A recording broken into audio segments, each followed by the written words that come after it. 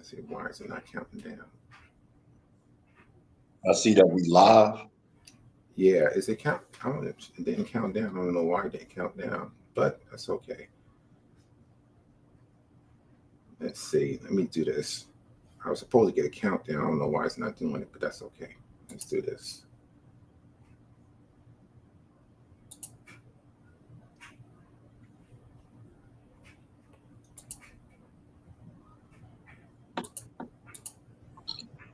All right. Welcome to the chat. I see JG in the building already. Peace, family. Peace, family. Gonna wait for more few people to get up in the building before we get started. All right. What's up? What's up? Let's see.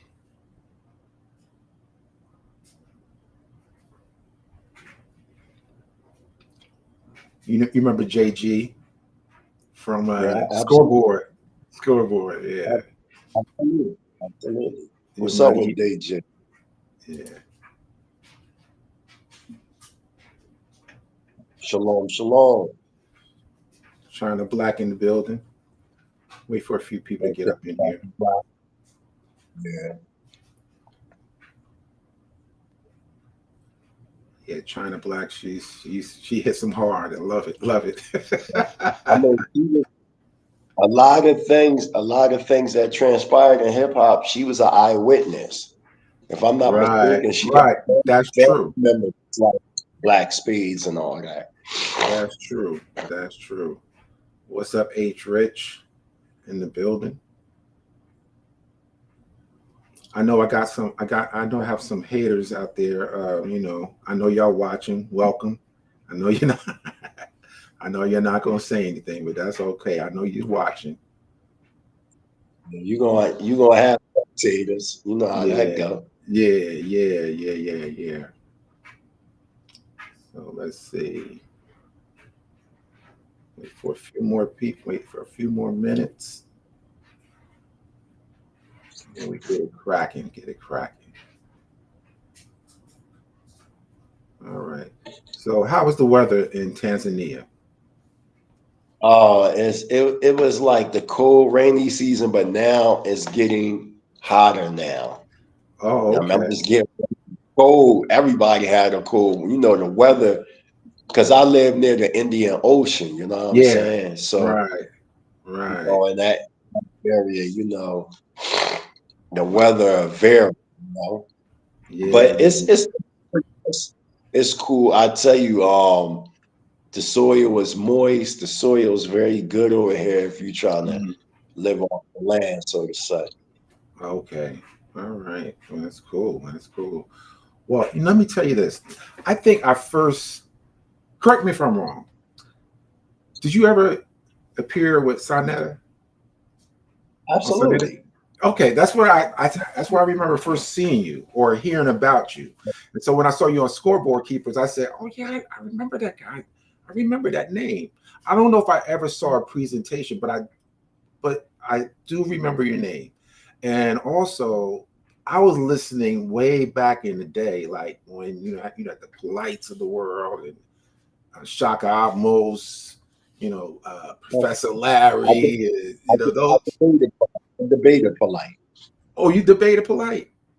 Wow, I wow. destroyed, I destroyed polite. It's You up destroyed there. Polite. Oh, okay. Um, I must have missed that one. And of course, that was yeah, before he went to it's LA, called right? polite. Yeah, it's called, huh? Was that before he went to LA? Polite. No, that was when he was in LA. Oh, that he was in LA already. He was in Oh, okay. LA. All right. Yup. Yeah. It's called Polite versus the Mighty Hebrew. I Oh, know it's I know it's on Patreon. I know that no for Patreon. sure. Okay, cool. What's up, Patrick Young? So let's do this.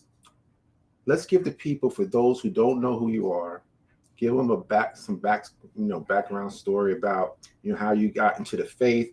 How did you end up in Africa? That's fascinating in itself. So let's. Hallelujah, hallelujah. First and foremost, I give all praise. First and foremost, I give all praise and honor to Yahuwah, the supreme, intelligent, powerful one of our forefathers, Abraham, Yitzchak, and Yaakov. They were strong for righteousness' sake. I say it to the family. Shalom Aleichem. It's definitely an honor and a privilege to be here, True Savior. Yeah, my story is, I won't say unique coming from the hood, but my Mm-hmm. walk itself. I'm from North Philly area known as Hunting Park. Mm-hmm. I grew up in two areas of Hunting Park around 10th and Area Avenue, and then another part around 7th and Hunting Park. I grew up in the crack era, you know how that go. Got caught up, selling drugs like everybody else. That was Mm-hmm. involved at that doing the Reaganomics and then going into the Bush era and all that. Mm-hmm. Um, but there was something always unique about me when it came to music. Like, I was the drug dealer listening to Kid Rock, Feature, King's Son, Mm-hmm. you know, cats like that was conscious, that what they will call conscious hip hop. I always had a yearning for that. And Okay. at a young age, my father and mother, even though they were separated, they both like always had some type of spiritual understanding about our roots. My father being a lieutenant in the Nation of Islam in the first resurrection of the Mm-hmm. Nation of Islam. My mother, coming from indigenous Native American / Hebrew Pentecostal background. So having all this combined, at a young age, 12 years old, I'm reading The Education of a Negro and The Miseducation of a Negro. Mm-hmm. Lost books of Bible, forgotten books of Egypt. I'm reading this stuff at 12, 13 years old. Right. You know, one of the things my mother used to do is have me read at least like 2 books a month. Mm. So, and I would have to do like a report, you know, on these, subject matters that my mother used to bring. She used to go to a bookstore called Know Thyself Books out in West Philly. And every other week she would get me a book, read this. I want a 5-page essay on it. Mm-hmm. And that's how that was done. So by the time I came into the Israelite culture, because I'm 49 now, so roughly around late 17-ish, when I start like recognizing myself as an Israelite, like everybody else, I see some Israelites on the street corners. You know, um, this is when before it was known as ISUPK, they were Mm-hmm. just known as UPK, Universal Practical Knowledge. I Okay. never was an active member there, but I was influenced. Like that was like the first step of being introduced into the Hebrew Israelite culture and heritage, seeing the brothers on the street corner, Mm-hmm. and then seeing the brothers and sisters. Well, the brothers, the sisters weren't on the corner with them, but the Mm-hmm. brothers, sometime in 1994, and like everybody else, I challenged them. I said Adam ate the apple, and even though the scripture don't say that, it just says fruit. And Mm-hmm. I went to challenge them, and I lost that challenge. You know Right. what I'm saying?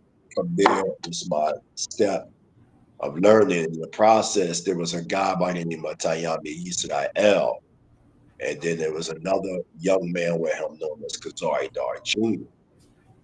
They came from out of a different temple, which became known as Temple Kifraim. And I wound up affiliating with them. We were Torah only. And I found that very interesting to meet Israelites that they subscribe to the New Testament. You know what I'm saying? I found that very intriguing.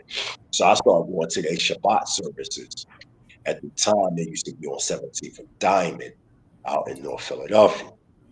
So I'm Mm-hmm. going there, Hebrew, and getting familiar with the Hebrew culture, going to different temples with them in Philly, going to places like you know, Big City, uh, um, Big Head Sabbat, shooting over to New York, going to Brooklyn for like Shema Yisrael and Right. things of that. You know what I mean?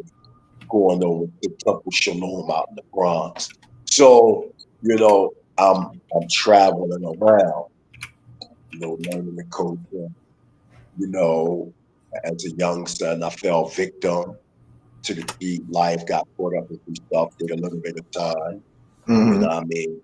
Home, came home, and I was under the tutelage of a man by the name of Prince Asiya ben Shalia bin Israel, who was a Mm-hmm. direct understudy of the late L.A. Bryant, also known as Prince Dr. Shalia bin Yahuda, who founded the School of the Prophets Institute in Dimona, Israel, Northeastern Africa. The three leaders of the community that I'm a part of, even to this day, was the late Adonenu Rabbeinu Ben Ami Ben Yisrael, affectionately known as Ben Ami. He passed away. He made transition in 2014. And then you had the Chancellor of Affairs, the great Prince Dr. Shaliah Ben Yahuda. He made transition around 2003. He's the founder of the School of Prophets. And then you had the international ambassador and prime minister, the late Prince Asiya Ben Shaliah Ben Yisrael. He made transition in 2022. He's the one that actually um, led me to where I'm at now, Tanzania. And Mm-hmm. he had interconnections, with the late President Julius over here in Tanzania, East Africa. And he also was a part of the Sixth Pan African Conference in 1974 in Dar es Salaam. Oh, So okay. originally, I was going to go to Ghana with Africa as a repack, you know what I mean? But, through the wisdom of the late ambassador, Prince Asiel, he led me to Tanzania, the area known as Motion. So I've been here since like late 2022. I've been back to the States several times. I will be back soon, very shortly. In here, I've been doing a lot of social anthropological work and historical work, connecting the Bantu expansion with the Hebrew Israelite captivity during that Syrian captivity and Babylonian captivity. Those Mm-hmm. historical Bantu expansion and their connection with Black Americans and their Israelite roots. So it's definitely been a stony trail, what I'm saying, that I've been walking over the years, and I've been in the culture over 3 decades. So I'm definitely no more than qualified to speak on that topic. But Okay. getting back to the topic of hip hop, Mm-hmm. uh, hip hop is very important to me because when I was ripping and running the streets, I sat under the feet of people like Bahamadia. Like I know Bahamadia, her real name Tony Reed, personally. You know what I'm saying? I'm rest in completeness to Malik B. I know the Mm-hmm. Roots personally when they used to be known as Strictly Square Roots. And Tariq and all them, they had a organization known as Flying Objects.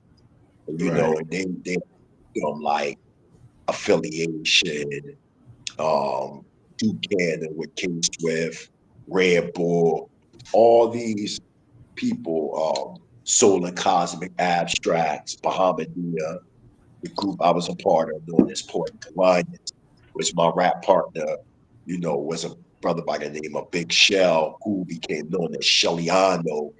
He was a Mm-hmm. part of which is known for Too Raw for the Street. Okay. Before it got into the DVDs, the first one was known as Too Raw for the Streets. It came out of Philly, and then it shot over to New York.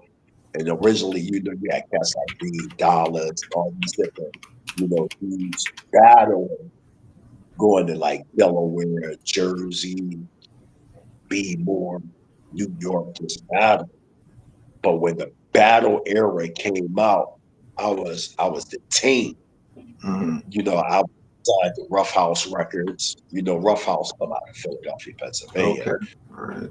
Me and the group I was a part of, Poetic Alliance, you know, we were signed, but when I got locked up, it messed up the deal. So um Shelliano, he went solo, wound up getting on 106 and Park, and, Mm-hmm. you know, crushing cats when he got disqualified because he was cursing. You know what I'm saying? And he went, you know, start getting on the DVD, the Too Raw for the Streets and things like that. He's still doing this thing. Shout out to Shelly Arnold, you know what I mean? So then when I came home, there was something at the time known as MySpace. So I did this freestyle on MySpace, and Killer Priest seen it. You know, one of the members from Sons of Man, Wu-Tang Clan Sons of Man. So he hit me up. He was like, yo, man, you tight work. So he was like, yo, I have an organization on that G Disciples, like for disciples, but G Disciples, God's disciples. So it's consisted of Killer Priest, Bronze Nazareth, myself, Chief Kamachi, just a whole bunch of different people, you know, from like the Philly, New York, you know, areas. So I was like, yeah, I'm down with that. So I start, you know, kicking it with Chief Kamachi and, you know, doing work with him. And, one of the albums, The Psychic World of Walter Reed, I was like featured on one of the songs, but he didn't use it. You know, I really forgot why he didn't use it, but he Mm-hmm. didn't use it. But he still worked with me, and then I started working close to Hellraiser, you know, Queen B, Teller B, Okay. Judah B. Shout out to my man Tragedy, also known as Intelligent Hoodlum. So I'm doing things with these brothers, networking and stuff. So 2019, Killer Priest start like pushing me like, yo, you should come out with an album. Like you Mm-hmm. know, I'm on First Fruit Children of Israel. I did some features on people's stuff, but I never came out with an album. So he Mm-hmm. was like, yo, you come out with an album. So in 2021, I dropped my first album. Mine, Mental is Never Destroyed. You can get that anywhere, Spotify, Apple, Boom Play, wherever. So I came out with my first album in 2021. Okay. Then my second album came out in 2023, which was Journey to the Dark Side of the Moon. You know, you can get that anywhere as well. That was my second album. Then my third album came out in 2024, which is War Cloud. You can get that anywhere. And now I'm working on my fourth album within a matter of weeks that'll be dropping, which is Dirty Rotten Scoundrels. So, Mm-hmm. you know, Mm-hmm. hip hop has always been a major influence and an impact, you know, on my, you know, around my circumference, you Right. know, and that, you know, being a historian, I'm watching things unfold because I was always under the impression, like everybody else, you know, this understanding of hip hop, these three godfathers, you know, blacks, Puerto Ricans, they created hip hop. I was under that impression. But Right. as I started doing research, you know, beneath the surface, it was a much different atmosphere. Like I knew that blacks created it, Mm-hmm. but I always Puerto Ricans like played a deeper role until, you know, I started getting deep into the research of the origins of hip hop and actually going to the direct pioneers and Right. founders of hip hop. Mm-hmm. You know what I'm saying? And it's definitely a totally different story. So we're gonna present that today. Okay. So you ready? Let's get it. Absolutely. Okay. Let It's me. like Okay. Let's do this. Boom, boom, boom, boom, boom, boom, boom, boom, boom. We're gonna start with the first one. Get this, and then let me see. All right, you see that, right? Let me blow this up. I can see that. Let me see if I can That's blow this not the up. first. What That's is the? not the first one. Oh, That's the last oh, that's the last one. Oh, okay. one. Let That's me the go. last. Okay, let's go back. Let's go. Let me close this out, and let me do all photos. Let's see.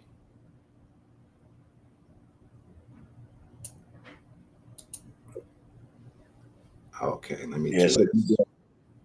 1 second. Let me Yeah. go back. Yup. I see you. Okay, let's go. The first person you can see is James Brown. The first one is James Brown. Okay. Yes, sir.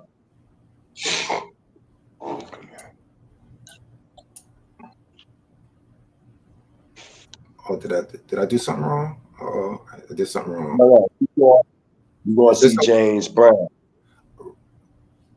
Am I okay? Still No, not that one. Right there. There it is, right there. No, right here. No, right here. Oh, right here. Right there. Right there. Oh, okay. All right. Okay. Let me get it. Make it a little hot. Let me go back a little bit. Okay. Right there is fine. All right. Okay. Floor is yours. Absolutely. Again, giving all praise and honor to Yahweh, the supreme, intelligent, powerful one of our forefathers, Abraham, Yitzchak, and Yaakov. Still sharp for righteousness' sake. I'll say into the family, Shalom Aleichem. Give a shout out to everybody that's watching this, everybody that's in the chat. To understand hip hop, we have to deal with something called anthropology. Mm-hmm. Anthropology is the study of cultures, whether you're talking about it from a cultural perspective or a subcultural perspective. There's an anthropological understanding of hip hop. What was the environment at the time of the said founding fathers of hip hop that came from out of Bronxdale projects? One of the numbers we get is 1971. I slightly beg to differ with that. I believe hip hop came out a little bit before that. Because when we look at the recent interview that Guru did, the founder of the Black Spades, which in fact was a revolutionary youth-oriented movement. Let's make this clear. And the first founding fathers of the Black Spades were all African Americans, Mm-hmm. or founding Black Americans, whatever name we want to call them. They were Black Americans. They weren't Hispanics. Hispanics, when you start talking about Tiny and the 17th division of the Black Spades and how Tiny said, it was Hispanic, that came much later. Okay. So we talking about the founders and the atmosphere at this specific time. And when Guru speaks about DJ Disco King Mario coming from North Carolina, and he came to New York roughly around 67, 68, somewhere around there. And we know that there was like a little small dispute between DJ Disco King Mario and Guru, where there was an altercation, a little fight, and we see that DJ Disco King Mario goes back down south for some months, and he comes back. But when he come back taking jams outside. Now, this is what Guru say out of his mouth. This is before 71. This is roughly around 69.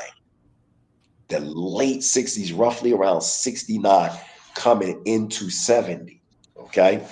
So, and we see these jams. And at the same time, there's something else going on with the Black Spades. We see this catharsis, so to say, or this grassroots taking place that's influencing people like Guru and others, David and and Monk and all these different brothers.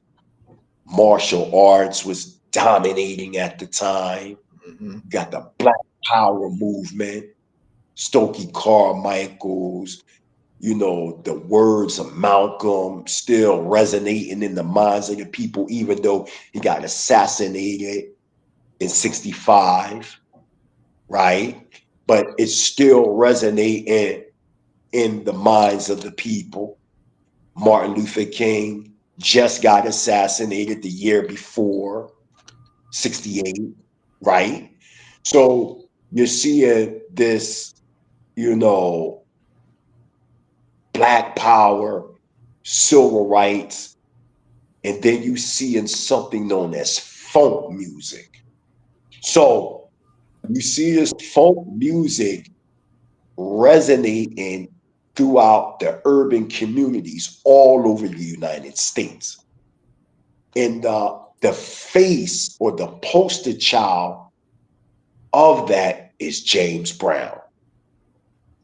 And we know that James Brown go back to Georgia. So you got DJ Disco King Mario. He's coming from down south. You see James Brown coming from down south. And during this presentation, I'm going to show that what is considered the 5 elements of hip hop, each element, it existed before it became codified into a cultural expression that we see in Bronxdale projects. And we're going to talk about the Little Drummer Boy. We're going to talk about DJ Phoenix. We're going to talk about Green Eyes Stan. We're going to talk about Young Black Jack and others that helped shape, not just shape, but were actually co-founders of hip hop. We're gonna show all this. So we see the image right here of James Brown, the godfather of soul. We got that because remember, hip hop is a fusion of bebop, doo-wop, and funk. Okay? And funk, because you gotta remember, as the doo-wop and bebop, all that era started fading, you see a funk dominating. You see it dominating. And you seeing this, I'm black and I'm proud.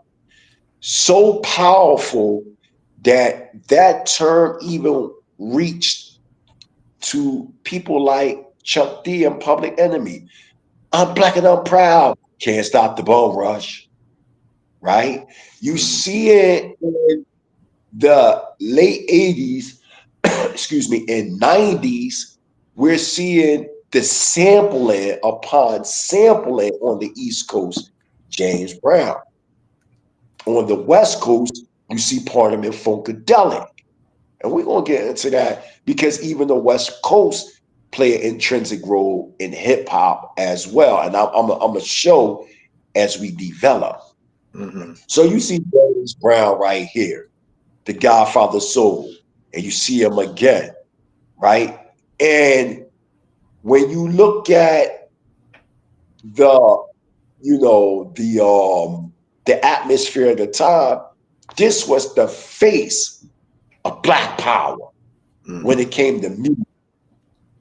Him, Isaac Hayes. See, to say like Fat Joe Lydon said 50-50, where is the anthropological reasoning behind the subject matter? You cannot grasp for straws in an endless whirlpool, okay? And try to say, we were there in the inception of hip hop. You can't be a guest at Mia's house where for over 2 generations, they stake a certain way, and you come in the house and you're a guest, and you go back to your resident and you say, oh, I help make and create the state, and we're trying to figure out how, when Mia household been making this type of state for 2 generations. And this is what we're seeing. What was in the crates at that time of our parents versus their parents. Okay, go to the next slide. We're going to get to the nitty gritty. So now, remember the influence. Last Poets, Automatic, Systematic, Mode Control, Genetics, Synthetics, Demand Your Soul. We was rapping. You see the job talk. You see the black exploitated movies. Mm-hmm. No disrespect to any other ethnic group, but what group on the planet had black exploitated movies except Black Americans? That's right. When you look at the movies, Cornbread, Earl and Me, Five on the Black Hand Side, Black Barrettes, Black Caesar, Superfly, right? The Mac, Shaft goes to Africa, Cleopatra Jones, Sheba Baby, on Mm-hmm. and on and on and on. You can see the coolness because remember, everything comes from where is known in the Hebrew, the nefes, the soul, the inner organs of the body that brings forth a certain movement, so to say. And in this retrospect, we're going to call it coolism. Like we walked and talked a certain way. And you could tell that it resonates all from us, where other people, you can see that coolness was attached to them to a point it has like somewhat of an imitation flavor. Whereas though it's just natural to us. So you see right here, the last poet, shout out to my elder, Dawid Ben Yisrael, or Zaquin Dawid Ben Yisrael, also known as David Nelson, who is the actual founder of the Last Poets. And y'all know that I brought the founder of the Last Poets on Scoreboard Keepers, right? Right? What the brother say? Yes, yes. You see what I'm saying? So go to the next slide. So we see the last poet. All this is influencing the black spade. Now, I know they are going to say, yeah, you know, Filippo, we had the Puerto Rican and the Last Poets. That's true. There was a Puerto Rican in the Last Poets, but he came later. And he replaced David Nelson. But then when David Nelson came back, you had two Last Poets. You had the original Last Poets, and then you had the Last Poets. So it was two groups, one group, but split into two. Okay. And let's talk about Filippo. What was he building on at the time? Remember, we talking anthropology. What was the dominant culture at that time? When you hear him speak or kick poetry, you can clearly see the Black American influence. And you know, when you start talking about David Nelson and all them, they come from originally Detroit. Even though the Last Poets were found in New York and Harlem, the founding members, most of them, they were from down south in the Midwest. Again, you see us, this down south thing, y'all see this? So what I'm saying is, yeah, there was a Puerto Rican that came later, but what was he pushing? He was pushing where he seen Black Americans did. He was rocking the afro. He learned his tenets to develop, which later became known as the Young Lords from the Black Panthers. Mm-hmm. We talking historical fact. Historical fact. We're not talking guesswork, Dr. David Derek Cologne. We're not talking guesswork. We're talking facts. What was the dominant culture at the time? You can even see it today in hip hop today. You know what I'm saying? What was dominant? You know, what is dominant today? Who's dominating hip hop even to this day? Black Americans. Excuse me, real fast. Can I go get my water real fast? Give me like 1 Sure, minute. I just want to get my sure, water. sure, sure, sure, sure. Thank you. All right, what's up, chat? What's up? What's up? Most High, what's up? JG, I already saw him in the building already. Yeah, we're gonna get a lot of things we already talked about. We kind of know, but it's always good to hear other individuals and how they frame this argument, because everybody don't know everything. You know what I'm saying? So it's always good to hear other individuals speak their truth. But what's always important is to understand is that this culture comes from Black Americans. There's no question about it. Again, they're never going to deal with the vernacular. They're never going to deal with the music. They're never going to deal with those things because that exposes who they are. Oh, my brother's back. Go ahead. Absolutely. So go to the next slide. Okay.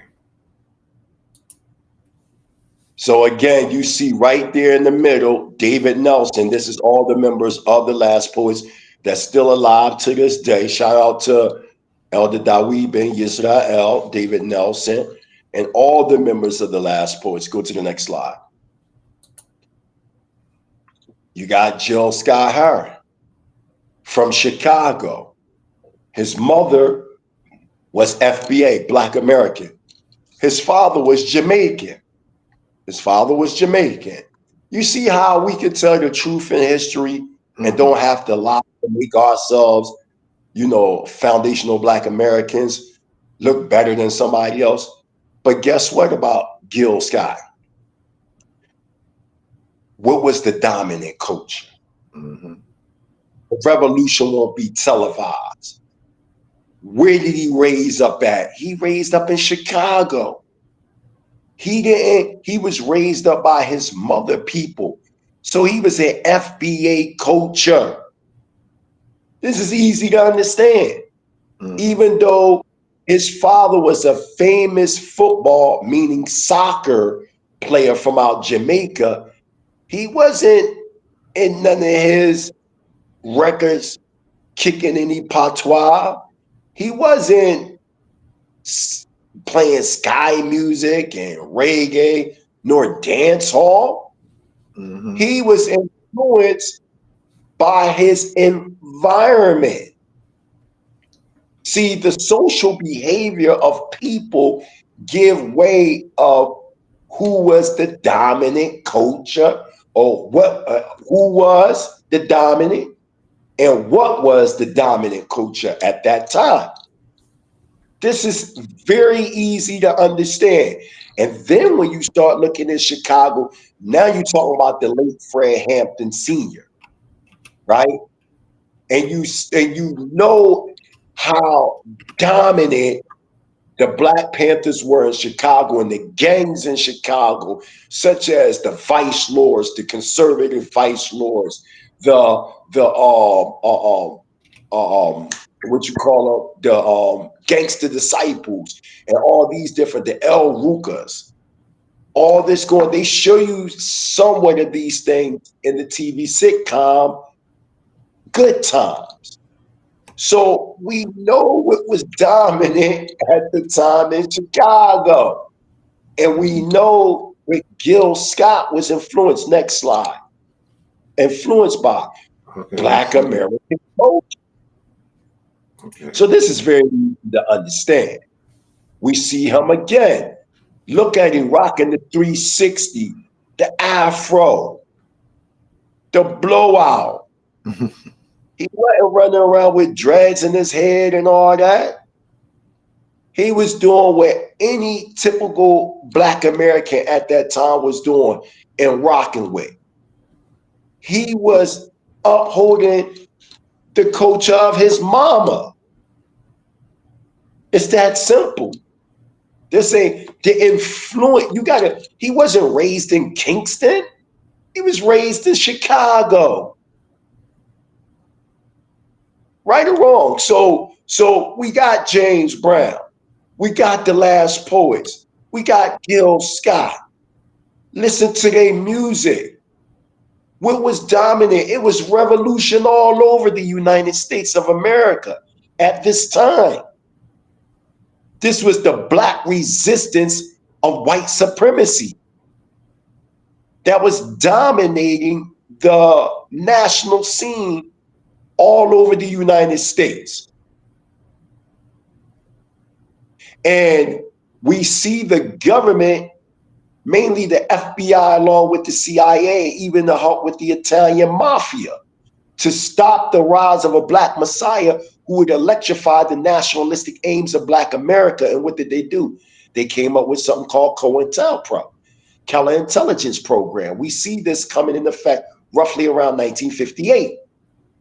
But we see one of the things that started, to push the FBI with J. Edgar Hoover was him trying to stop people like Marcus Garvey and anybody else that wanted to rise to help to free black Americans. This is why they had brothers like Malcolm, Elijah Muhammad, Stokely Carmichael, Ben Ami, all these different people, under their radar by the way of COINTELPRO. So we got to look at all this atmosphere. And what they were using was the fear tactic of communism.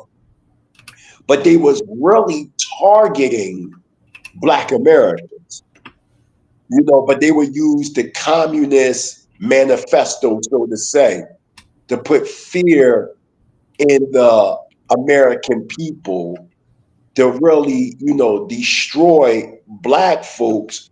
But on the surface level, they were trying to wipe out communism. But beneath the surface, they was really trying to destroy any black power structures that came into being and fruition amongst our people. Next slide. So now we got the Sun Ra Orchestra. I want to give a shout out to the late Absalom Shalomo Absalom Ben Shalomo. He passed away. He was one of the original members in the Sun Ra Orchestra. And if you look right there, you can clearly see the influence that Bambaataa received from the Sun Ra Orchestra. What do you see? You see the pyramid in the background, and you see Saturn. And the Sun Ra Orchestra, he believed that he was an incarnation of Egyptian deities, right? So we can see Bambaataa's influence. And he also believed that these Egyptian deities were like extraterrestrials. And he acknowledged that he was an incarnation of that. Mm-hmm. So now what I'm doing, because remember, the mind state of Bambaataa and Flash and Herc have to be understood from these pioneers and forerunners of them. So when you see Bambaataa talk about the Soul Sonic Force and Planet Rock and spaceships coming down in 1981, 1982, that was straight influences from Sun Ra Orchestra and Parliament Funkadelic. This is a historical fact. Mm-hmm. We talking historical. We're not talking make-believe, okay? We can see this chain of events coming down through the funk. Next slide. Because there we go again. Look, he was already ahead of his time. This is Sun Ra Orchestra again. What do you see? You see the cranium with Saturn, spinning within his cranium, or within Kabbalistic thought, the Keter. And he's saying everything, come from the mental down to the cerebral cortex of the brain. This is where he's bringing, and through the rhythm of this, it's born by the way of funk music. This is because a lot of people don't understand. Even before James Brown, Sun Ra Orchestra was before James Brown. And the funk was being developed through this like crypto, like electro funk vibe, through Sun Ra Orchestra, which were later born pure funk music, right? This is what we see. Next slide. Excuse me, I have a cold, y'all, so I'm just getting rid of that. So please forgive me, y'all, if y'all have me sniffling a little bit. As you can see right here, the late Absalom Ben Shalomo, and you see me right there in the picture with them. with the late Prince Asiel, that's in Dimona, Israel, northeastern Africa. You see me with them. And you know, I talked to these men directly. And they was there before the inception of hip hop and when hip hop came. So they were able to see it. And I sat down with that man and he broke it all down. It's strictly African American based. It was not created. No 50-50, no disrespect to our Caribbean or Caribbean brothers and sisters, and you know, our Hispanic brothers and sisters that's rocking with us. I'm saying that it is straight Black American. And the first students of hip hop were your Puerto Ricans, and then later your Jamaicans, and then on and on and on. Continue on, go to the next slide. Now you see Parliament Funkadelic. Now look at the way they dress, y'all, and picture African Bambaataa and the Soul Sonic Force. African Bambaataa and the Soul Sonic Force, they weren't influenced by nothing going on in Jamaica. Their influence came straight from Black American culture. Now tell me that picture right there don't remind you of African Bambaataa and the Soul Sonic Force. Mm-hmm. Tell me that don't remind you of Grandmaster Flash and the Furious Five. Come on now. So we can't say that this is all mythological and we just come. See how we're able to. That's why anthropology is the key. It's the key to destroy this whole concept of how hip hop came about. You see what I'm saying? See, with you know these other guys are doing, it's all mere guesswork and feel good emotionalism. But we dealing with the truth right here. Go to the next slide. Watch this. It's going to get even deeper. Go to the next slide. Now look, they go Parliament Funkadelic with one of their album covers. And what do you see? What do you see? You see them in a spaceship. This is light work, man.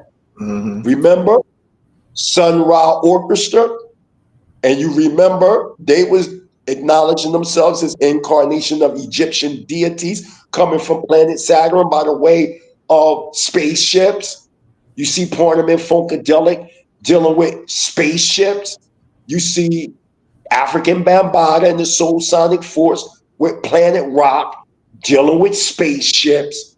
The whole dress and look, you see the influences of Parliament Funkadelic and Sun Ra Orchestra within African Bambaataa and the Soul Sonic Force. And remember, also, African Bambaataa was influenced by David Bowie because he used to go down to the Village in New York and he used to hang with these people, man. We talking historical facts, man. Mm-hmm. And remember, David Bowie in the early 70s used to do concerts coming out of the clouds in spaceships, or you know, in stadiums, believing he was space. What was the name of that movie, True Savior, back in the 70s that David Bowie played in? He was an extraterrestrial from another planet. I can't remember the title, but I know which movie you're talking about. I just can't You know remember. you know what I'm talking about? Yeah, I know what movie you're talking about. Yeah, I just don't remember the title. Mm-hmm. So we know for a fact that we see the heavy influences of these said men, Bambaataa, Flash, Herc. We're going to get to that in a second. Next slide. Here we go. So we know that this was on the cover of the Source magazine, right? And we know the whole conspiracy behind that. And, you know, and later on, they became known as the three godfathers of hip hop. But what's very puzzling to me is before Grandmaster Flash, and by the way, he's not the original Grandmaster. The original Grandmaster was, in fact, Grandmaster Flowers from out of Brooklyn, New York. We all knew that. But when you deal with Grandmaster Flash, before he was a DJ, he was a B-boy. Mm-hmm. Now, my thing is, if y'all the founders of hip hop, how were you originally a b-boy? And if you were originally a b-boy before you was a DJ, what were you a b-boy of? That's the question. What were you a b-boy of if y'all the godfathers of hip hop? Then we start talking about Kool Herc. And shout out to Kool Herc. I would never take any work that Kool Herc done. You know, I respect these brothers in their participation in hip hop, but they weren't the first generation of hip hop. They were the second generation of hip hop. Okay. And when you look at Herc, before Herc was a DJ, by the way, he was influenced by DJ John Brown when he was going back and forth to the puzzle. He was a graffiti artist. In 1971, Herc was only 16 years old. Come on, man. He came into the United States when he was 12 from Jamaica. He told you he liked cowboy movies. He told you that he was being clowned at school because he had the roach killers on, meaning that he was, you know, he had the cowboy boots, because one thing about Jamaica, they were very influenced by cowboy movies. So he came with the cowboy boots and all. He thought he was cool, but he wasn't. He was looked at as a hick. And remember, he started getting more Americanized, meaning he started to get more influenced by Black American culture. Who was his major influencer? Coke La Rock. Coke La Rock, who in fact is not half Jamaican. Y'all need to stop lying. His mother is from the Carolinas. His father from New Jersey. So that's stop playing these games when we still have these living people that's alive today that can clearly tell us their history. Okay, so if they're the second generation, who should we be looking for in the first generation? This is where now the Little Rascals come into being, also known as the Baby Spades. Okay, these are your Green Eyes Stan, your Boobies, Drummer Boy, which is DJ Faze, who his mother testified on the culture that, you know, the TV show Culture on YouTube, right? That Mina's father, late father, you know, DJ Disco King Mario used to go to his house and pick him up. DJ Faze was a direct understudy of the late DJ Disco King Mario. Come on. Yes, the very first Hispanic that we got on record to be influenced by hip hop is DJ Tex Hollywood. But what was the dominant culture at the time? What was DJ Tex Hollywood emulating? He had the afro on. People didn't even know that man was Puerto Rican, man. They just thought he was a light-skinned cat. They ain't know he was Puerto Rican. They didn't know that. You know what I'm saying? So we know what was dominating. You ain't see DJ Tex Hollywood. If we lying about hip hop, why haven't DJ Tex Hollywood come out and say anything that we said is inaccurate? Why he ain't never make no live saying what they're saying, what Mina's saying, what anybody's saying, you know, from Bronxdale, they all lying. Why don't you got the Savage Skulls, the Savage Noman? We talking about gangs that were around the Black Spades at that time. Why they don't have no YouTube channels countering what the Black Spades said? Mm-hmm. Why we don't have these things? See, these are the questions that we have to ask. Why isn't no you go get an individual here, an individual there. Why the pioneers? Why we got Bat saying these things?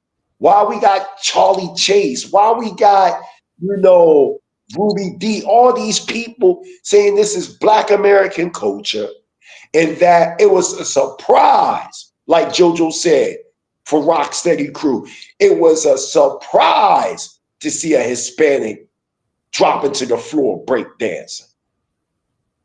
We seen you, Crazy Legs, before you turned coat. You said out your mouth, that's that Moreno style. We seen you, Star Child of Rock. Which is a group, but we seen the leader of that group say, Kool Herc brought it up from the underground to the surface. So that means hip hop was around before, but Kool Herc, he brought it up to the surface, and it was no longer an African American thing, and that Hispanics took to the dance. That's what he said. Mm-hmm. Now, you can today, try to change the narrative, but we older men now, so sometimes, when you get older, it all depends on the person. Sometimes your mind can play tricks on you. But, like any investigator would do if he's or a detective at a scene of a crime, you want to get the most freshest eyewitnesses. To say that is, I would rather take the testimony of what Star Child of Rock and Crazy Legs and JoJo and all of them originally said, because it was more closer to the timeline at that time than today. Because today, they mind can be playing tricks on them. You know what I'm saying? True saying, I'm being facetious, but at the same time, we dealing with reality. So the testimony that they brought forth at that time is the accurate testimony that's that Moreno style, right? We heard from Grandmaster Cash how his right-hand man, who was Puerto Rican, used to, be picked on. He would have to knock him out because they're like, what you hanging with that Moreno for, and such, dealing with that Moreno music. Y'all know y'all was dealing with the merengue and the salsa and all that. And these are beautiful musical rhythms. And y'all should be proud of that. But just like y'all proud of that, we proud of hip hop. And we're not saying that Puerto Ricans are not contributors to hip hop, nor Jamaicans. We're just saying y'all not the creators of hip hop. That's what we're saying. And we've been saying this from the beginning, but what y'all try to do is move the goalposts as if we're trying to exit y'all out of hip hop, period. And that's not what we're doing. Right. Exactly. What you say? No, you know what I'm saying? You're exactly right. Exactly right. So you go to the next slide. Okay. Well, let me see what happened here. Let's see what happened here. Let's go back. Let me see what happened. I don't know. It's all right. It'll do that sometime. It will? Okay. Let me see if I could go back out and come back in. That's fine. So while you doing that, right, I just want the family to know that this is Anthropology 101, period. Thus far, we're bringing in this evolution of hip hop to the people, and we know that our people are visual people. So by our people being visual, this is why I'm bringing out the pictures to give you an idea of what was going on. Remember, the 60s, you got the Nation of Islam, you got Hebrew Israelites, you got the Shrine of the Black Madonna, you got the Black Power movement, you got the Civil Rights movement, you got all this brewing, Pan-Africanism, Kemetic thought, Moors. You got all this going on at one time during the 60s. And remember, the 5 elements of hip hop is rap, breakdancer, which I associate also with pop locking, right? DJing, graffiti, and knowledge. And I can't wait until we get to the knowledge part, because that part is definitely FBA. The B-boy stand coming from the nation gods and earths. Come on, man. And we know the founder of the nation gods and earths was Clarence 13X, also known as Father-in-Law. Okay, there we go. We back. We back. So there. So you see this term Zulu right here. And one might say, damn, why are you showing this, Prince? Mighty Hebrew. Simple. Because this is the movie that African Bambaataa was influenced by to name his subgroup that were all former members of the Black Spades, Zulu Nation, from the 1964 movie Zulu. The main star of this movie was Michael Caine, the late Michael Caine, right? And you can go to Vlad TV and you hear out of Bambaataa's mouth that he did some type of auditioning for his high school.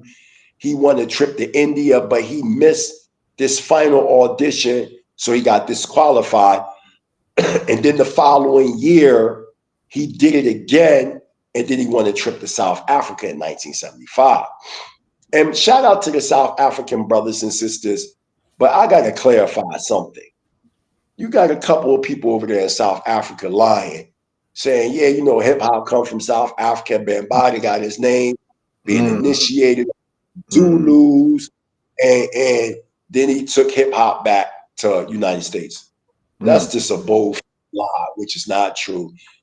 African Bambaataa got his name from his uncle that was a part of the Black Panthers. He got his name from his uncle, and he already had the name Zulu Nation before he even went to South Africa. So let's just make that clear. And he said it out of his own mouth where he actually got the name from. And you can type in Vlad TV, African Bambaataa, and he breaks all this down, that he was influenced by the movie Zulu and how Shaka Zulu strategically, you know, eliminated the surrounding tribes, and who was allowed within them tribes, he absorbed them into Zulu. But let's go to the next slide. Oh, it did it again. Oh my God, what's going on?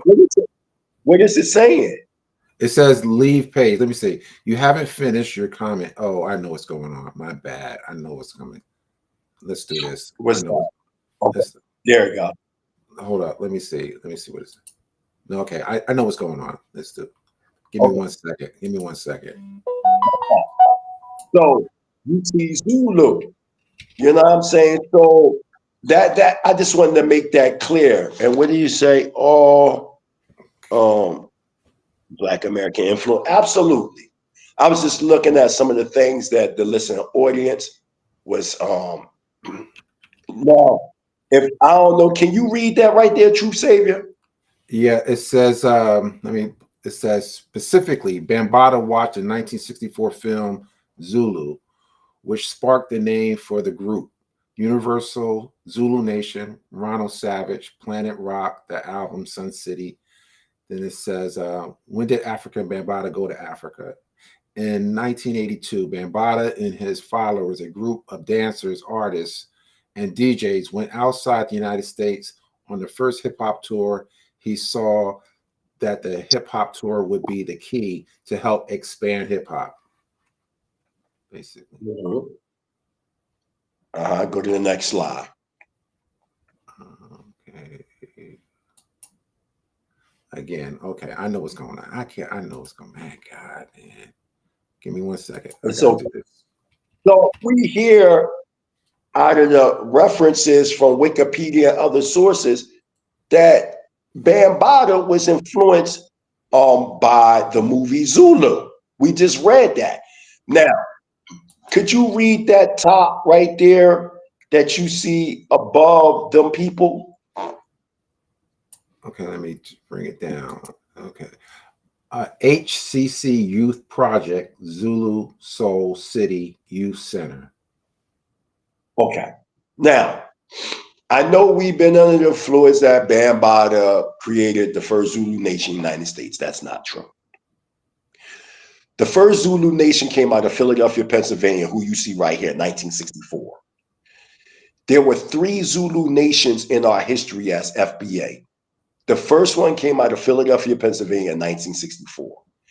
The second one came in 1969 in Ohio with a foundational Black American biker group. And then the third was Bambaataa. But the point to all that we see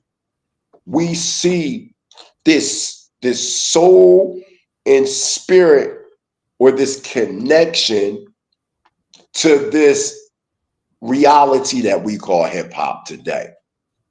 So, and notice it said what? Truth Savior, which you just read. Read that one more time about the soul. What did it say? Soul City, Zulu Soul City Youth Center. See that? Zulu Soul City. Remember, James Brown, the godfather of soul. Remember, soul and funk and all that came from out of that. Remember that funk vibe, that electro crypto music, that Sun Ra orchid. Remember all that?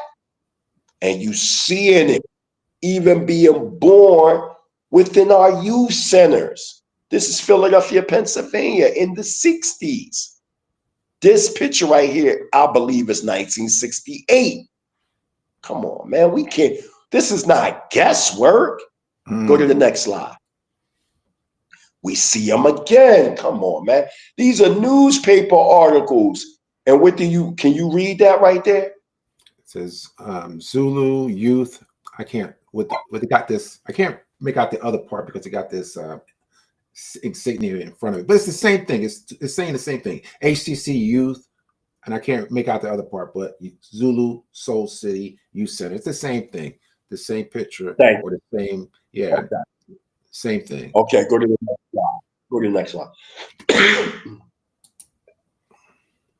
Now we get into a topic which is a controversial topic.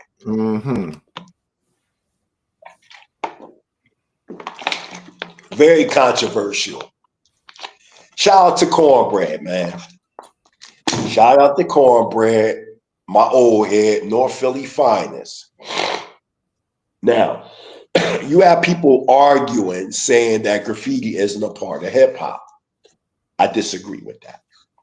Graffiti, to me, what may well be the first element of hip hop. Okay. From my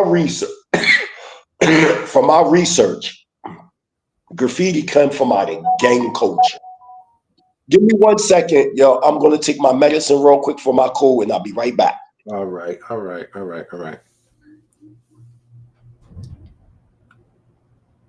right. What's up, chat? What's up? What's going on?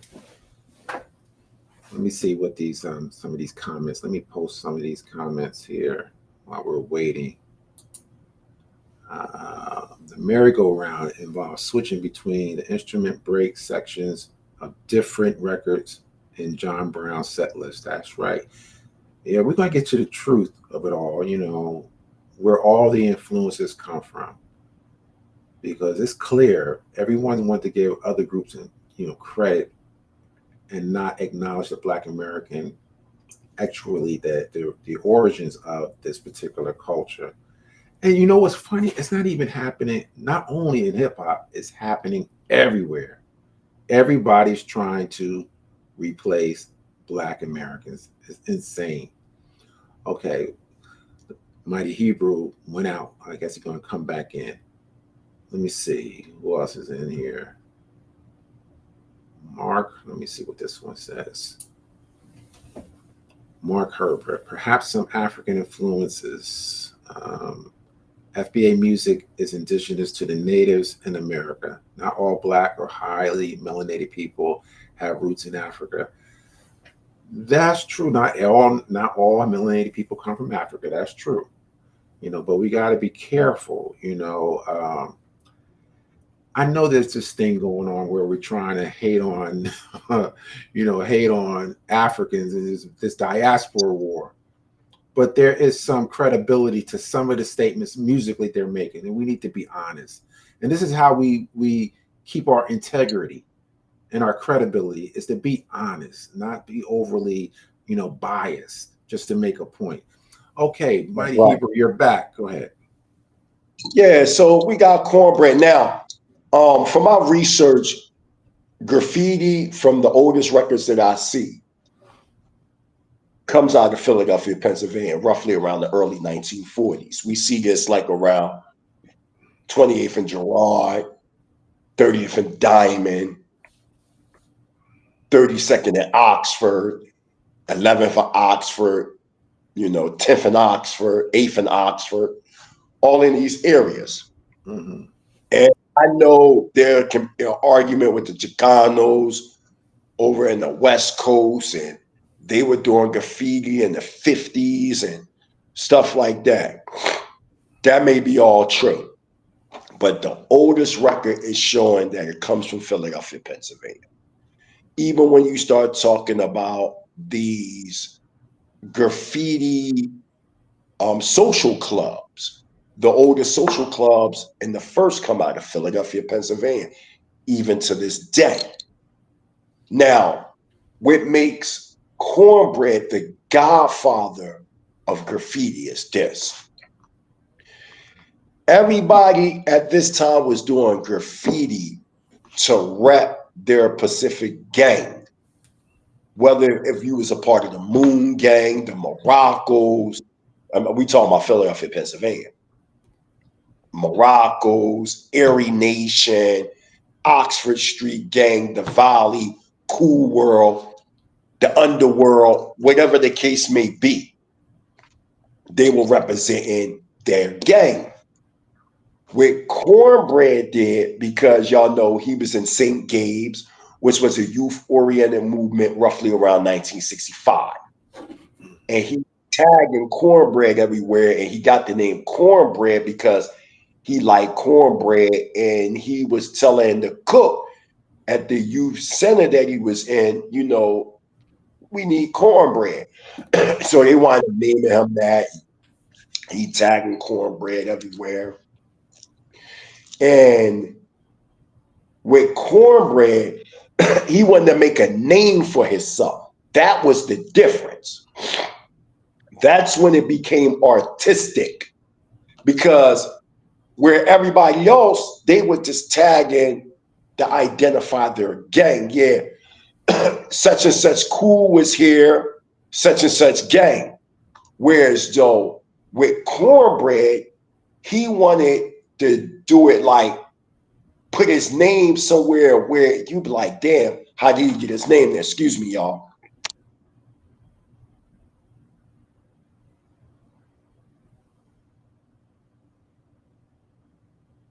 Yeah, like, how did he get his name there?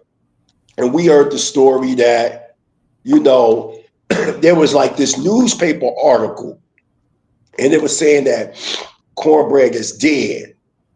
So he wanted people to know he wasn't dead. So he wound up, excuse me, one more time, y'all.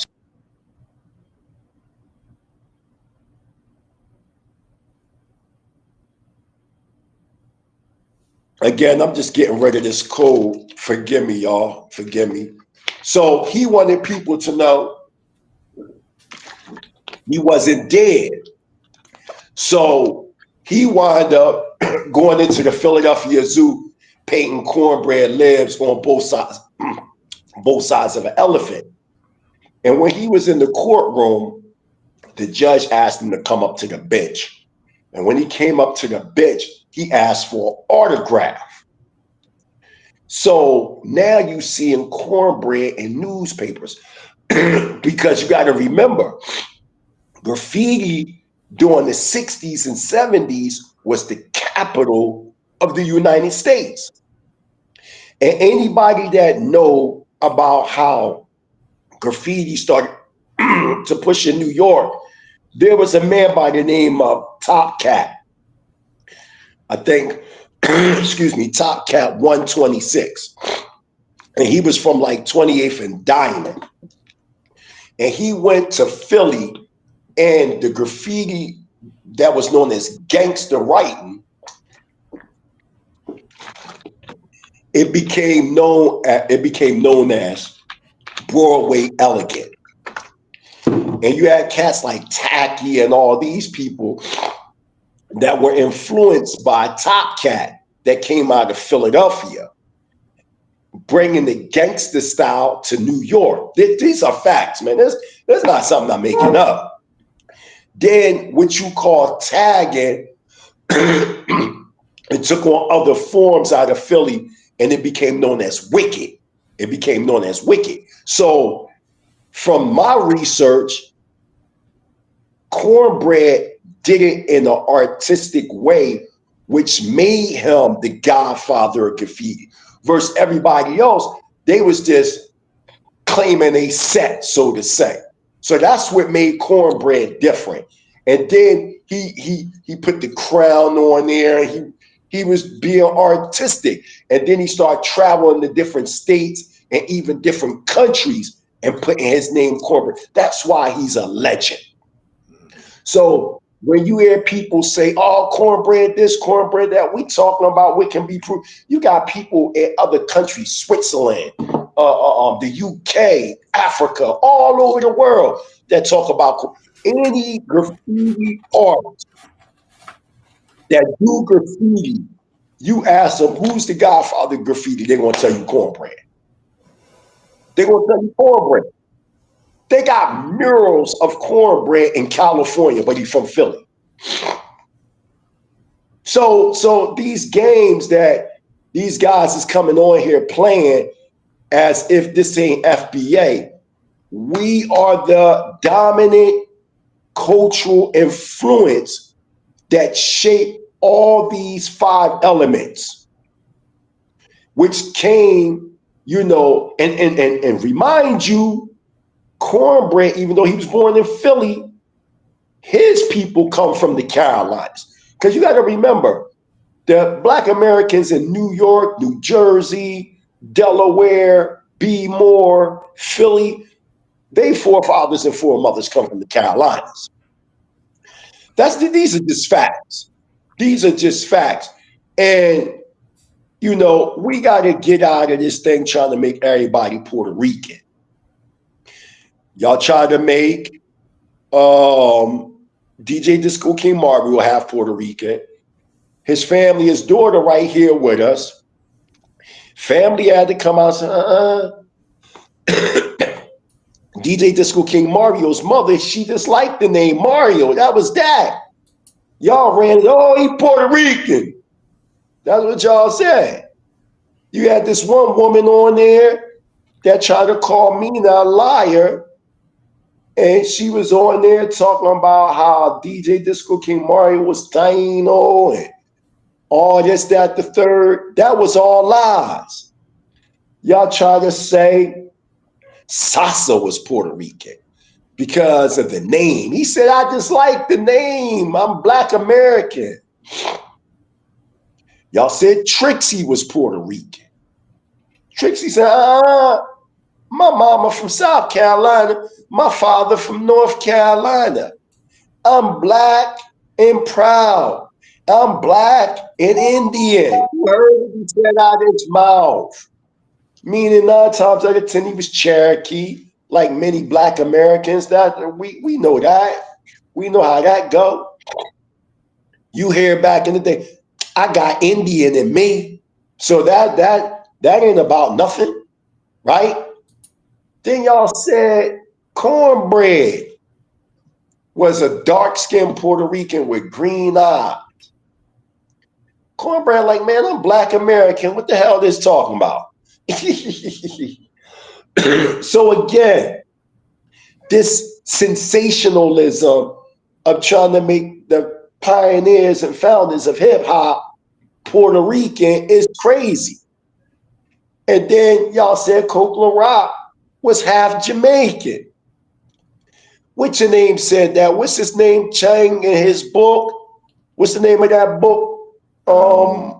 Something Chang. I forget the first name. Chang. I think his last name is Chang. What's the name of that book? What's the name of that book? Let me get it. I think I got it. Hold up. You try to say in there, in that book, that Coke La Rock was half Jamaican. So this the man come out of his mouth like, said out of his mouth, I'm not half Jamaican. My father, Black American from New Jersey. To be honest, I don't even know if it's in this book. I didn't read all of it, but if you could, I don't know. Let me see. Oh, right here. I don't know if it's in this book. It says Stephen Hager book. It might be in there. For all I know, I don't know. Just saying. I thought it was in, okay. It's in one of them books. One of those books. You know what I'm talking about? Right. Where they try to say he was half Jamaican. This is craziness, man. Mm-hmm. This is crazy. So you know, we see Cornbread Philly. Go to the next slide. Now we getting into the meat. We got Cab Calloway. Job Talk. Right? Y'all remember that movie Airplane? You know, ain't that movie? Is that what it's called? Airplane?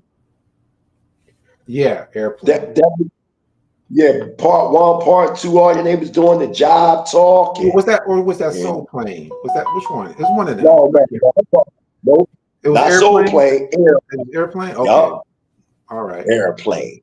Yeah. And they doing the Job Talking and but we're going to show you a picture of the Calloway dictionary. One second. Hold on one second. Akeem, what's up, brother? He said it was Jeff Chang. I thought it was Chang. I wasn't sure. Thank you so much. That's it right there. Yep. Can't stop, won't stop. He's correct.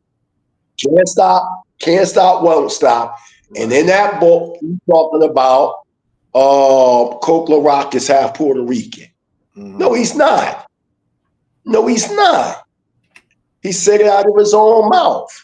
Right. I'm not half Puerto Rican, excuse me, half Jamaican. He said, I ain't half Jamaican. I'm Black American. Mm-hmm. I'm Black American. So this is the insanity taken. That's what I'm saying. It's a conspiracy to take hip hop away from Black Americans. It's a literal conspiracy. But getting back to the Job Talk, we got the Cab Calloway Dictionary in 1939. And you know what's deep about this dictionary right here from 1939? They don't use the word hip hop. They use hippity to the hop. Them hippity hopper. Mm-hmm. Huh? Them jiggabugs and all that. Huh? So that term hip hop, even the term hip hop, is foundational Black. The name itself is foundational Black American. Mm-hmm, mm-hmm. Show us your Job Talk dictionary. This is 1939. Come on, man. Look at all the social anthropological evidence. What we got here? What's that? I can't see it. Oh, okay. Let me. Oh, okay. You talking about the Jubilaires with the Noah song, 1946. 1946. This is the first rap song on record. Come on, man. The Noah song. Right. Do you mean to tell? And I'm talking about they flowing in a rhythm. All this is influencing what became known as hip hop. There they go again. And you know what's deep about these brothers right here, True Saver? They got a whole album where they doing nothing but rapping on the whole album. Mm. Wow. This ain't the only song. This ain't the only song. And here come my man Pygmy Marhelm. This is who Booby, Stan, and all them was, imitating. Here comes the judge. Who got that number? I got that number. This was resonating in their mind. They wasn't running around listening to no salsa, no merengue. Come on, man. Mm-hmm. Mm-hmm. This is what they're listening to. This is what they're influenced with. These are facts that I'm saying. My man Coke La Rock. Coke La Rock was the first to have his name. Then you get your Charlie Rocks, you get your Tila Rocks, you get your Star Child La Rock. And speaking of Star Child, the first Star Child was Salsa, A1 Star Child. Star Child from A1 Salsa, La Rock from Coke La Rock. Put it together, Star Child La Rock. This is very easy, man. This is very easy. Who had that name Coke in their name before Coke La Rock? Who? Now, I'm not saying there wasn't anybody on the street. I'm saying what we have documented right here, who was before Coke La Rock. Everybody a La Rock now, right? But the founding father that we see on record, we see Coke La Rock. Right. Right? My man Busy B. Give a shout out to Busy B, because Busy B lets you know that the founder of hip hop was DJ Disco King Mario. When he paid the tribute to DJ, as a matter of fact, DJ Disco King Mario brought out Busy B. DJ Disco King Mario brought out Jazzy J. DJ Disco King Mario brought out, this gonna be shocking, Kid Capri. Right? DJ Disco King Mario brought out so many people. So when you look at the Black Spades, from all the records, we see that the Black Spades, when things happen geopolitically, I'm not going to get into that. That's not my business to talk about that. I'm keeping focus on hip hop. But after the fall of the Black Spades, they broke down into crews. So you got,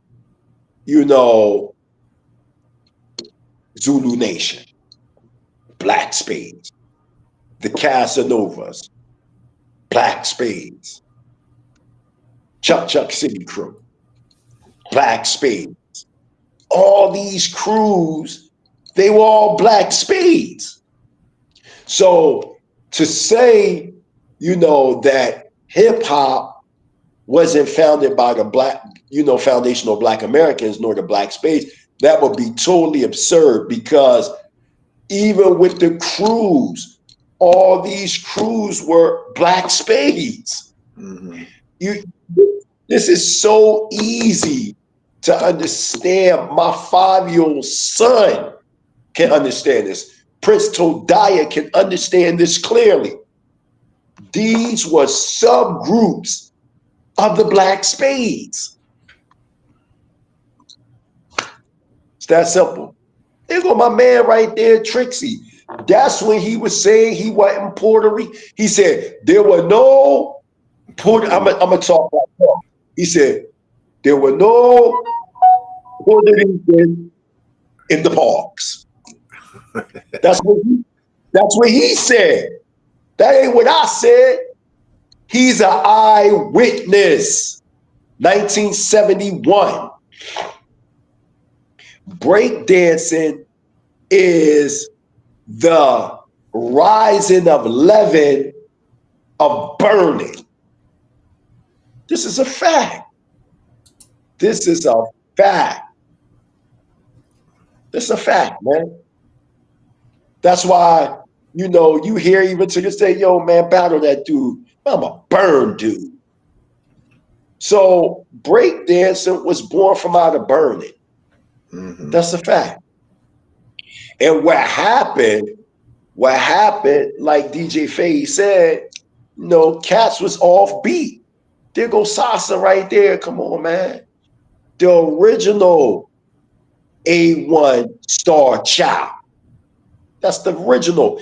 You know, I don't understand Cologne saying that Star, you know, Sasa, Trixie, the legendary twins, formerly known as the Nigga Twins, James Bond, you know, Dancing Doug, they weren't B-boys, right? Mm-hmm. And it puzzles me, like, why would he say they weren't B-boys? And Kool Herc clearly gave them that name. That's right. That's right.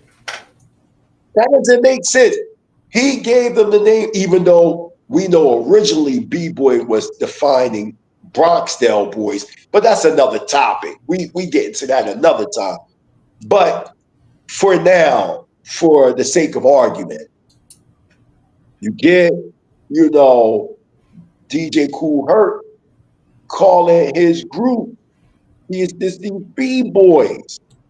But then this guy comes out of nowhere and says, oh, they weren't B-boys. Huh? Well, he coined the name for them, right? So what are you talking about? So what constitutes a B-boy? That's like me saying, I'm going to name you Truth Savior. And then somebody turn around and say, that's not Truth Savior. Mm-hmm. This is what they say. That's right. This is not Truth Savior. This is Truth Savior. This is what they saying with the situation when it comes to the B-boy. They were B-boys. They were. See, what they did was when they took original breakdance, because you got to remember, we stopped breakdancing like in 77, 76. That was fading the black to us. We was on some cool stuff. You know what I mean? We ain't want to get our stuff dirty no more. Shout out to the legendary twins. You know what I'm saying? We didn't want to get our stuff dirty no more, etc. We wanted to look fly for the women. And we wanted to be cool. And let me make it clear, there go the legendary twins again. You know, one of the elements of hip hop is breaking, right? I beg to differ a little bit. Breaking is one of the elements, but also any type of hip hop dance that we created will fall in that line of break dancing, even though it's not break dancing per se. So that means the Dougie, the Cabbage Patch, the WAP, the Running Man, all the dances that were born from our hip hop would fall in that same category. The difference from us and them is we evolved. We evolved. We didn't stay stuck with just breakdancing only. We was doing different hip hop dances based on the social construct of that environmental condition at the time. That's versus them. They was just stuck in breakdancing. That's how you know they didn't create that. Right. That's how you know. We evolved. That's why when you see Black Americans breakdance today, they be on some whole nother level. It look like they in the Matrix. They in the Matrix because you got crunk dancing, all kinds of dances that came from out of hip hop. You got the stinky leg. Now you see Zulu. You see the original Zulu Nation. Out of the Zulu Nation, you get the Zulu Kings.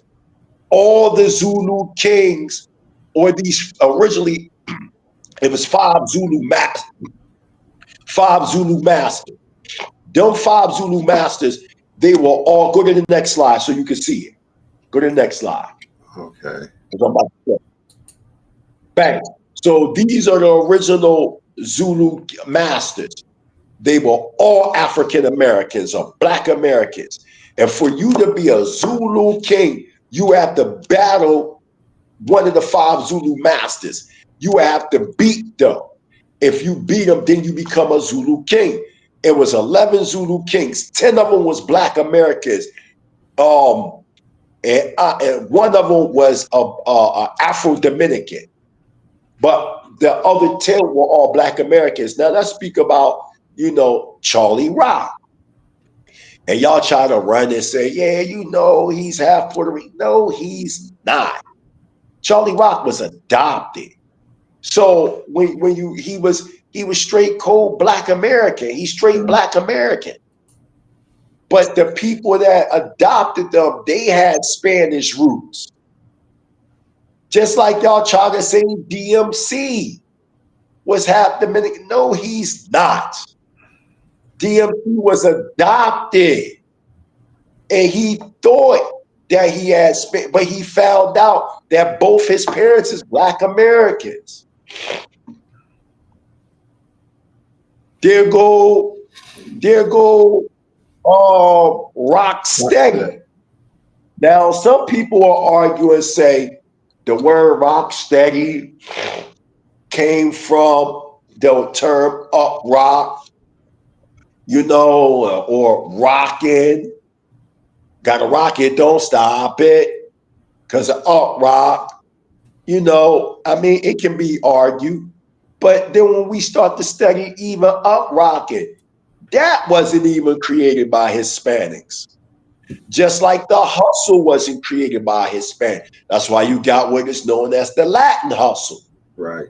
Anytime something is next to a name, it shows that came later. Latin jazz, Latin soul, Latin hustle. So what was before the Latin hustle? Easy, the hustle. Who created that? Black Americans. This is light work. Now we got our man, Jocko. Keep him there. Jocko the Bear Henderson. And y'all talk all this rap came from toasting and Jamaicans created hip hop, and Busta Rhymes said 90-something% came from our culture. America ain't got no culture, meaning Black Americans. So that's really the truth about this story. So the British government during the late 1940s, after the Second World War, gave, and shout out to my homegirl Janelle that gave me this information, Sister Janelle from out New York. And what happened was, after the Second World War, there was a lot of radios, and they donated them. They just gave them out to the general public in Jamaica. And the Jamaicans, they used to, tag into the Southern disc jockeys from down south, such as Jocko the Bear Henderson, who later came from down south to New York and then landed in Philly for the rest of his days. And they learned, what you would call toasting from these Southern disc jockeys. So when, many Jamaican workers were going to Florida to pick oranges and things like that, they would go to a lot of these nightclubs or these jerk joints and, dance and listen to the sounds of doo-wop and bebop and all that old stuff from either the Black American jukebox. So the pioneers of the sound systems in Jamaica imitated the jukebox and took it back to Jamaica. These are just facts, man. Took it back to Jamaica and started to build these sound systems.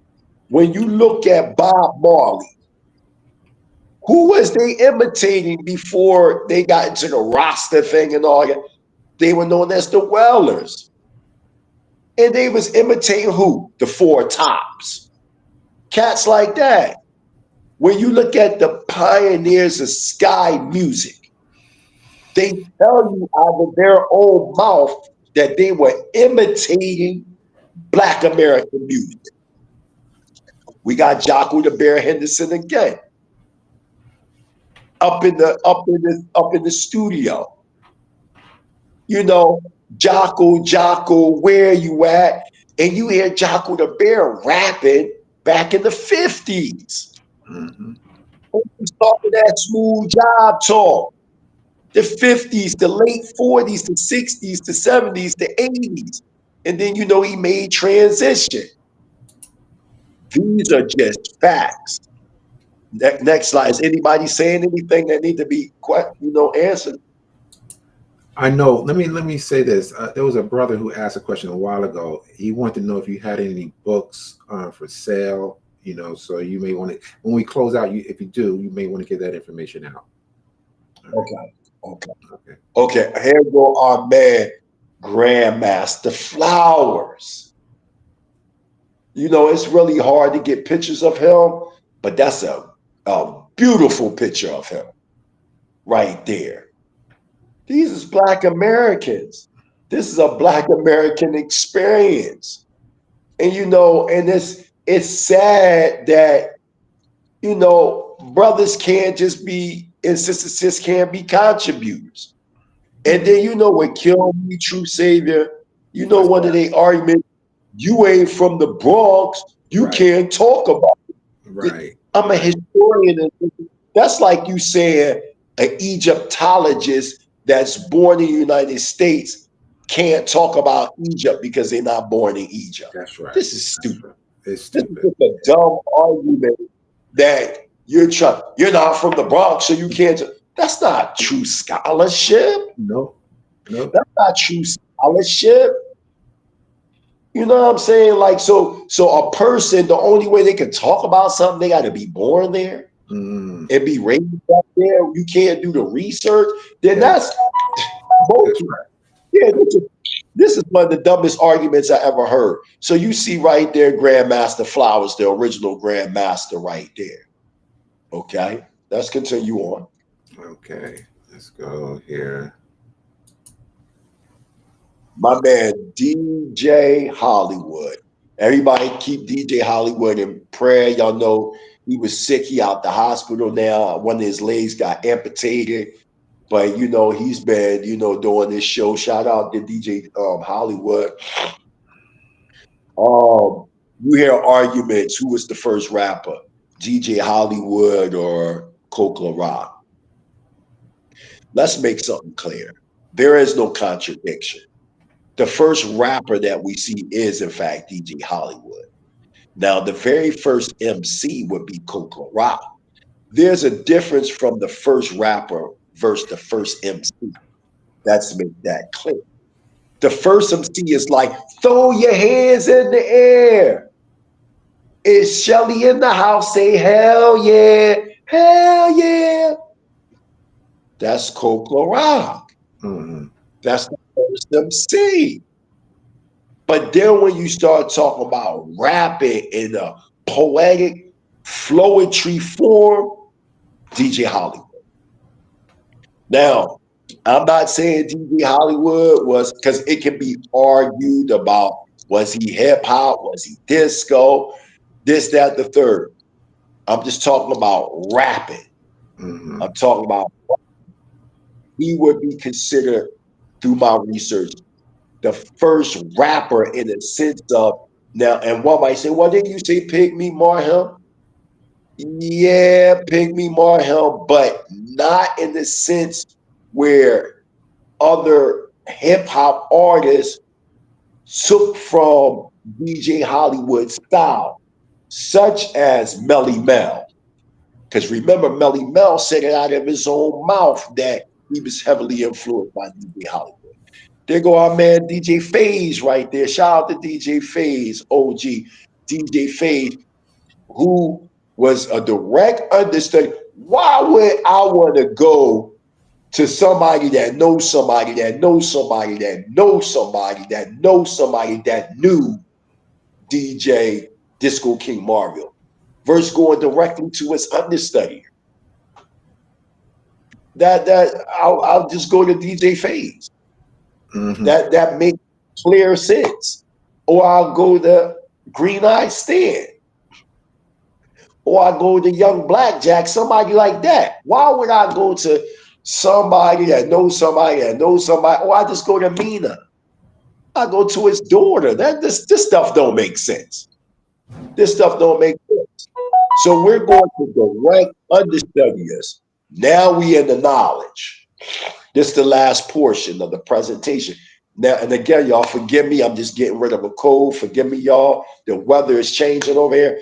But yeah, we see the supreme flag, right? You know, of the nation gods and herbs, also known as the 5% nation. Go to the next slide. And who do we see? We see Clarence 13X. Clarence 13X was from Virginia. He was a Black American, an FBA, a part of the number 7 Mars out Harlem, New York. He branched off of that and created the 5% Nation, which heavily influenced hip hop. Heavily influenced hip hop. So remember, one of the 5 elements of hip hop is knowledge. Go to the next slide. We see father-in-law again, Clarence 13X, also known as Pudding. Go get the booklet, The Bomb. It breaks down his whole history, where he come from, etc. Go to the next slide. We see the 5% newspaper, their very first edition. You know what I mean? We know that the 5% play a major role in hip hop. Look at Wu-Tang Clan. Look at the Wu members. Look at dudes like YZ and Poor Righteous Teachers with their 5% Israelite, you know what I mean, vibe. Like, come on, man. Next slide. Look at how the 5% is involved in hip hop. They heavily involved in hip hop. So they shape that 5th element. Go to the next slide.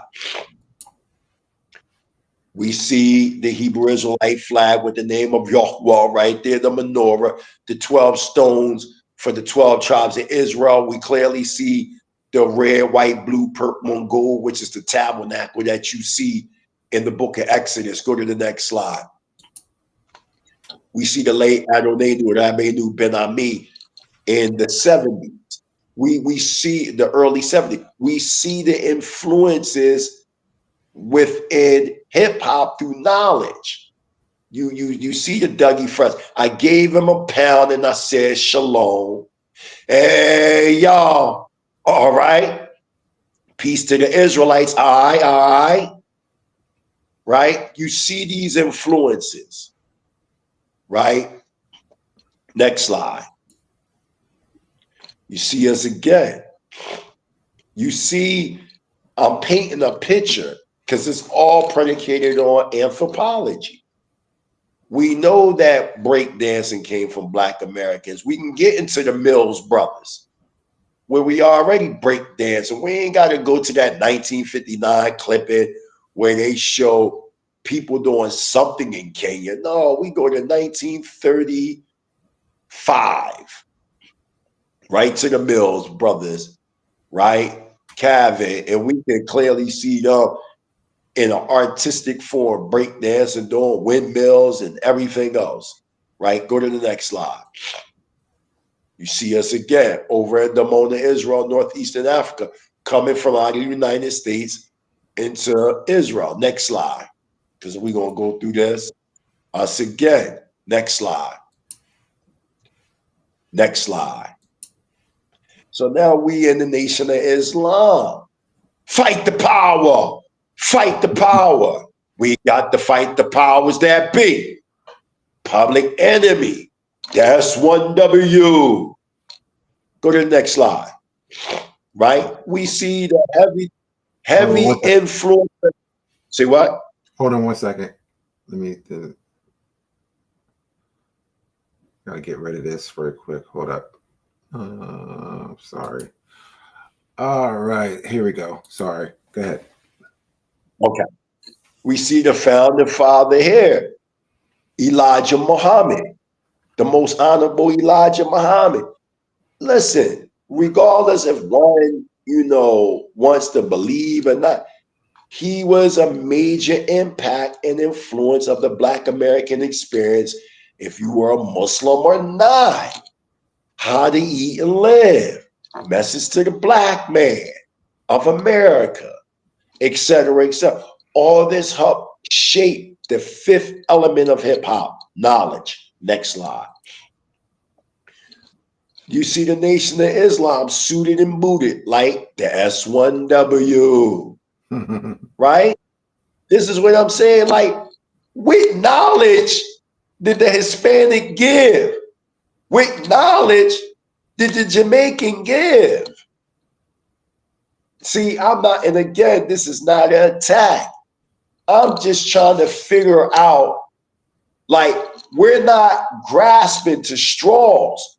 We're just giving straight facts, in a chronological order of things. We're giving straight facts. But when it comes to it's like you like one of them pseudo archaeologists that's digging. You take like a piece of bone and you try to paint this big picture with a bone like this. You try to paint this big picture where in fact we got the whole entire body. We got the whole entire body, man. Go to the next slide. Here we go. Shout out to Malcolm. Well, Malcolm X's mother was, Grenadian, and his father was African American. When the way culture was Malcolm dominant, they called him Big Red, man. He was from Detroit. Then he went to Harlem. When was he influenced? Come on, man. Y'all gotta stop with this. Like, you can see the racism, because it's like, for some reason, Black Americans can't do that. Just like certain archaeologists that's racist said, Black people, they couldn't have built the pyramids. They couldn't have done that. So they come up with all these schemes and schisms to try to delete you from out of the possibility of building the pyramids. Mm-hmm. And they got so bad, extraterrestrials did it. Before we give you the credit, we're going to say some people from a whole nother planet did it. Before we give you the credit, go to the next slide. See the Nation of Islam. Again, shout out to the sisterhood in the Nation of Islam, showing modesty, which also influenced hip hop. That's why you had your Queen Latifahs, your Moni Loves, your Bahamadia. They were influenced. That's why back in the day, you had to be a lyric. You can't just come saying whatever you wanted to say like today. These guys can just say what they want, no discipline. You know what I mean? Because hip hop has become hijacked into a cult that stems from actually Africa Bambaataa. See, what you see today is a hijacking of hip hop that became born from out of a cultic mind state. You see, versus original hip hop, which is still existing, but it's underground. It went back to the underground. Go to the next slide. You see the sisterhood again. Next slide. Now you got the Moorish Science Temple of America. There go there go Noble Drew Ali, Timothy Drew. And he's a FBA, Foundational Black American, and also having Cherokee roots. Go to the next slide. You see right there again. The Moors play a major role in hip hop. Before there was a Nation of Islam, you had the Moorish Science Temple of America, which came in 1913 before they were known as the Moorish Science Temple of America. They was known as the Canaanite Temple that came out of New Jersey. These are facts. But Noble Drew Ali is from North Carolina. Them Carolinas, they born some people, man. They born some people, and then later they would travel somewhere else, and then a lot of the memory of the Carolinas became lost. Go to the next slide. You see them again. You see, like I'm saying, notice how I'm showing breakdancing, Mills Brothers, rapping, Pygmy Marham, DJing, DJ John Brown, DJ Disco King Mario. And stop saying that DJ Disco King Mario was a disco DJ. No, he wasn't. No, he was not. Disco music came out in the end of 1974, early 1975. When they saying disco, it's only saying disco. It's like Big Daddy Kane say, rock the discotheque. That's all it's saying. It ain't got nothing to do with disco music. He played outside. Where did DJ Disco King Mario play disco music at? Stop lying. He played hip hop. He was a gangster, man. He wasn't running around with platform shoes on and running around playing disco music. Y'all need to stop y'all games. You know what killed me? Y'all, when y'all want to try to exit out DJ Disco King Mario, y'all say he's a disco DJ. But then y'all turn around and say DJ Tex Hollywood is a hip hop DJ. Right. But DJ Tex Hollywood was DJ Disco King Mario Young Boy. Come on, man. Who y'all think y'all talking to? You see? Why? Because the name Disco, and his name was originally just Mario. He took that name, Disco King, from somebody else because he felt as though the dude was a fake person, so to say. So he took that name. These is facts. Go to the next slide. His daughter here. Is that the last slide? Let me see. Yeah, that is the last slide. That is the last one. Yeah. Well, so that was like a brief synopsis, of my understanding of hip hop. And the only way I can understand hip hop being created by foundational Black Americans or African Americans, I had to study it from an anthropological perspective. And from the whole, born in from the music, the dancing, the food habits, the talking, the jiving, everything, it all comes from Black Americans. Hallelujah. All right. That was a great presentation. I like how you dealt with all the elements and broke it down. I mean, even for a fifth grader. So we definitely appreciate that.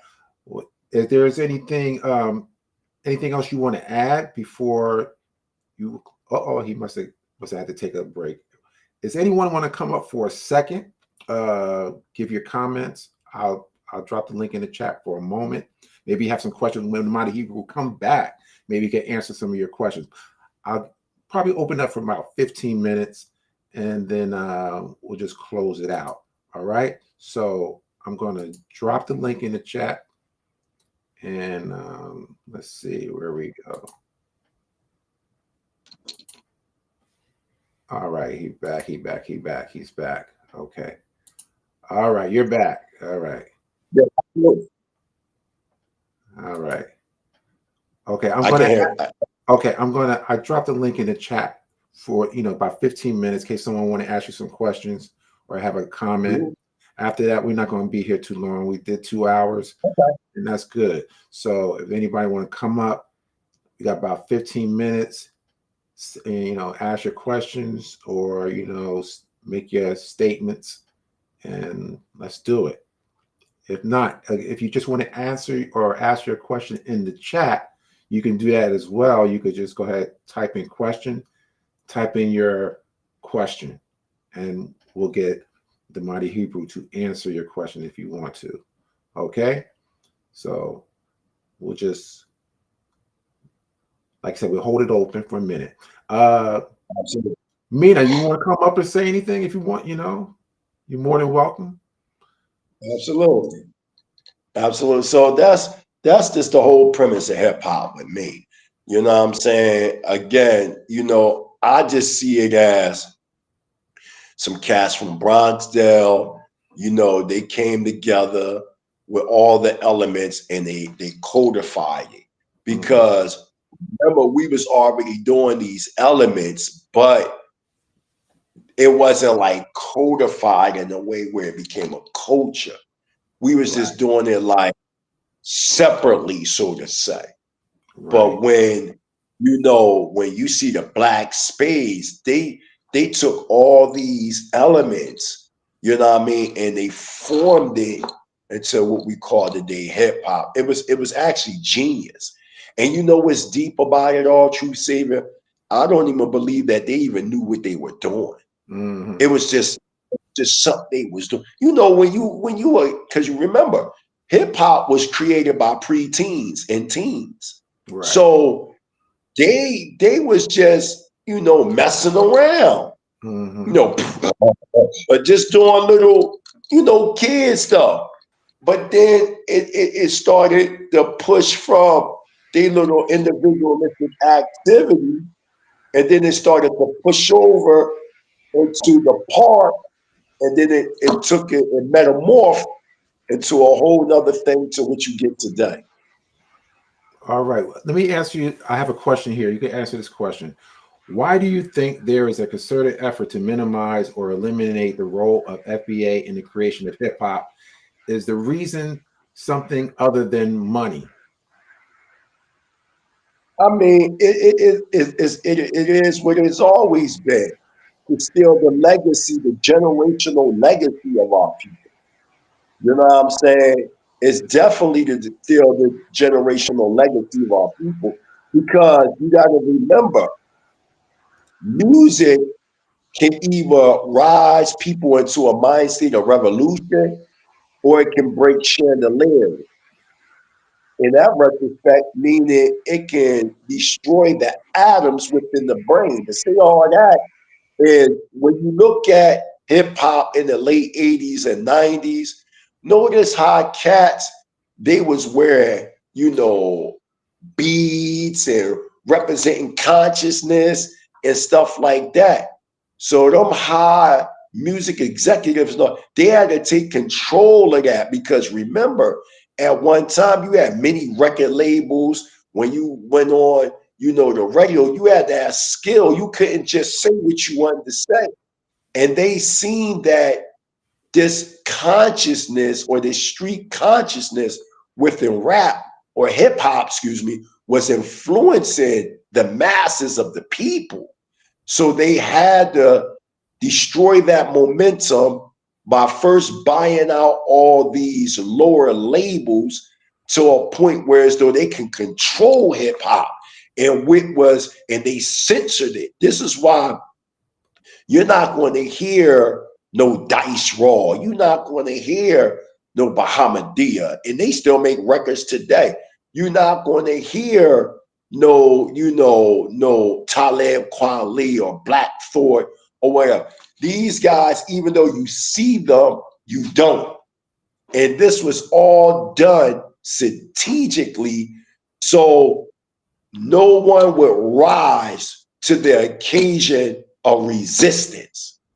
This is why they had to destroy hip hop, because they knew that hip hop could be used as a vehicle of resistance against the white power structure in the United States.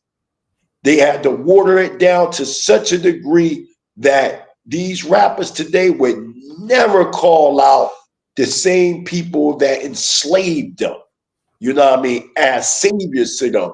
And they would never sound the alarm, because when you look at our culture, our musicians were very important and sacred to us. There's music for warfare, there's music for childbirth, there's music for weddings, etc. There's music for funeral, whatever the case may be. So hip hop was that vehicle that was used to awaken the consciousness of those Black Americans that were struggling within the belly of the beast. So they had to destroy it. All right. All right. Welcome, Malik Bey, my Morris brother, my good friend. Go ahead, Malik. What you got to say, brother? Yeah. No. You there? Come on. You good? What's up? You all right? I said, can you hear me? Now I can hear you. Yeah. Can you hear me? Yep. All right. Peace, brother. Shalom, brother. Shalom. I'm gonna say it's like this, when you're dealing with culture, all around the planet you have a culture, and language is very key because a lot of times these people here, they know that the language that they're speaking, basically the vernacular, come from us. They deny everything. But the bottom line is deep down inside, when the world hear of hip hop, they think of us. They think of our culture because it's not just the dancing, you know what I'm saying? It's the energy. Remember, our music has inspired the world 10 times over. You know what I'm saying? So when they think of hip hop, they don't think of no Latin. They don't think of no Latin breakdown, no Puerto Rican, Dominican. They said that's those Black American, i.e. Afro-Americans. You know what I'm saying? Just like we inspired, I was on an argument with another brother. They were speaking about how big reggae is. I said without jazz, without soul, there'll be no ska, there'll be no dance hall. He got upset with that. I said, look, let's keep it 100. You know what I'm saying? They're the biggest inspiration. Look at your artists right now. They emulating us with the hand signals and everything. That all come from us. Look at Kendrick Lamar. I mean, they love us overseas because you know why? They understand the culture, the root. You know what I'm saying? They know when you speak of America, you know what I'm saying? Like that movie Sinners, right? They know that's us. What it is like I always told you, brother, true savior. They're amongst giants. You know what I'm saying? They're amongst giants, and that's the problem. You know what I'm saying? They just got a taste of just New York. They don't know how broad our culture is. You know what I'm saying? That's why they try to limit it to the Bronx. Oh, this is Bronx culture. Culture, when we always say culture don't come from a location, come from people. That's why I always tell people, my family ain't come from Detroit, but Motown was created in Detroit. Are you trying to say that's not my culture? You know what I'm saying? So we are all one. Don't separate me because you know what? Nobody else will allow you to do that. It's like in Puerto Rico. They got different parts of Puerto Rico, but that's still Puerto Rican music. But they'll get over here and try to separate the Bronx from Queens, Manhattan, because you know what? Because in Puerto Rico, they separate them. They tell them, you're not real Boricua. You're a Norican. So they try to do the very same thing that's being done to them, to us. And somehow people fall under that category. It's like the brother said, most of us from New York, Philly, Jersey, Connecticut, most of us come out of the Carolinas. We noticed that brothers from the West Coast, most of them come out of Alabama, you know what I'm saying, Texas and stuff. But we're still family at the end of the day. And they try to separate, like you said, if James Brown, you know what I'm saying, was the father, you know what I'm saying, of funk. But remember, don't forget, you know what I'm saying, Kool Herc, Bam, even Flash said, well, he's the father of hip hop too, because they emulated his footwork and everything. Remember, like you said, we can show the evolution, how this thing evolved from the 60s of our leaders being killed off. And here come James Brown, I'm black and I'm proud. Here come the funk. They don't have that evolution. So they got to start the rock dance. But even the elders in the rock dance said before it was called the rock dance, it was called the funk dance. So they know they got the culture from up because guess what? You wasn't been acting like that. We know our culture. We know when somebody's emulating our culture. And let me say something to you. Yes, I'm a Moor. You know what I'm saying? I recognize all my family. But give credit what credit's due. And it seems like those, you know what I'm saying, trying to say, well, you know, it came through the African slave trade and then it came into the West Indies and like, stop it, man. Give us our credit where credit's due, man. You know what I'm saying? So we respect each other's household. Because at the end of the day, y'all notice they don't play their music. Their music will tell you, oh, that hip hop didn't come nowhere near that. So now you want to say and talk about some conga drums. as a people here in North America, when we hear drums, we automatically think of Africa. Am I right? Right, right, We right, don't right, think of right, no right. West Indies, not like that. And that's my people. But Mm-hmm. like the Hebrew brothers say, you know what I'm saying? Look, you know what I'm saying? They recognize who we are. We're family here, yes, but you know what? You my cousin, you my aunt, but you gotta respect my space. And this is what they don't want to give it. They rather give it to some spook overseas somewhere. You know what I'm saying? Am I right? They rather give it to a spook overseas. Why? Because remember, like Prophet Noble Drew Ali said, we gotta learn to love instead of hate. And they hate us. Not hate to kill us, but they hate us because not their culture, because we're that funky. Like James Brown said, give it to me. And that's Yeah. what they don't have that spunk. You know what I'm saying? And we got that. And like the brother said, all this stuff going on, and I grew up in a 5% nation. At one time, you know what I'm saying? It was no Boricua. Like you said, it was always one or two. That's it. Mhm. I grew up Right. with Rods and Earth. It was just that. You know what I'm saying? And like you said, they separate themselves. I'm not black. Me no black. And they just call us Morenos. Well, we know shortening for Morenos or more. So let's be real who we are. You know what I'm Right. saying? And Right. we come to different dimensions. Remember, all this set religion, as a more, we deal with science. And that's where we understand who we're dealing with. You know what I'm saying? We know. I'm gonna tell you something. I ain't gonna go too deep of it, but I'm gonna say something like this. There's some of us that's not full-blooded human beings. I'm gonna tell you like that, and I'm gonna land my plane there. All right, brother Willie. Let me ask this. Let me pose this question. I'm going to answer it myself, and then I'm going to allow Mina to have a word. Do you think Tex is one of the founding fathers of hip hop alongside others? Now, I put it like this: there are too many individuals involved to narrow it down to two, three, four, five. There's a lot of. It's not. I would say because it's an evolution. I don't think you could really assign anybody to be a father of, being that it's an evolutionary process that taken years to build, and it was formulated and put together in a place we call Bronx, New York. So I'm not with the founding father thing. These individuals contributed to the culture, and that's what it was. At the end of the day, the foundation of the culture is Black American culture, and all these other individuals, whether or not they're Hispanic or Caribbean, they contributed to it and add what they did to it. That's how I see it. Mina, welcome, sister. Hello, How you doing? I'm good. How are Hey, you? Hello, good. everybody. How you doing? What's up? Good to hear you. Thank you. um, I was gonna say something about the question about DJ Tex. The Go ahead. most I would say is listen to the videos of the spades that were there. Hmm. You think it was just my father that had DJ equipment or had was a DJ? No, he wasn't, but he was maybe the primary one, the most influential one, the one that brought others to the forefront even over himself. So they don't technically mention the other ones over him for that fact. He Hmm. brought people up under him. So why would they now want to elevate someone else that even when they were putting my father up, it's because they thought he was Puerto Rican. You can't lift him up to throw him back down because you found out he wasn't a race that you wanted to get behind, and then uplift the other person that you always say secondary to him. Hmm. Even Guru said he assigned Tex and Bambata around the same time. So who came before Bambata? My father, because Bambata was carrying my father's crates. Hmm. My father DJ'd with his friend Sinbad. They don't lift up Sinbad, but they lift up Tex. Why? Because he's a whole nother race. Hmm. But if you really want to go technically in that order, Tex might not even be second.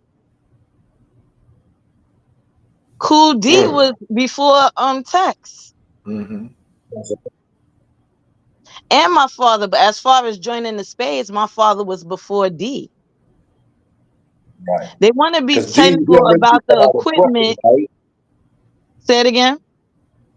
I said Cool D, he really come from out of Brooklyn and then came to the Yes, Bronx, right? yes, he comes from Brooklyn. They technically want to be about the DJ equipment. Right. So to make him a DJ, he has to use his own equipment. Exactly. Before that, he was playing my father was playing in the tenor patrols, using a radio.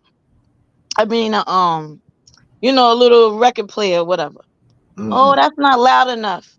But it's also on record that he was borrowing people's equipment and putting it together before he technically bought his own system. But he was still finding a way.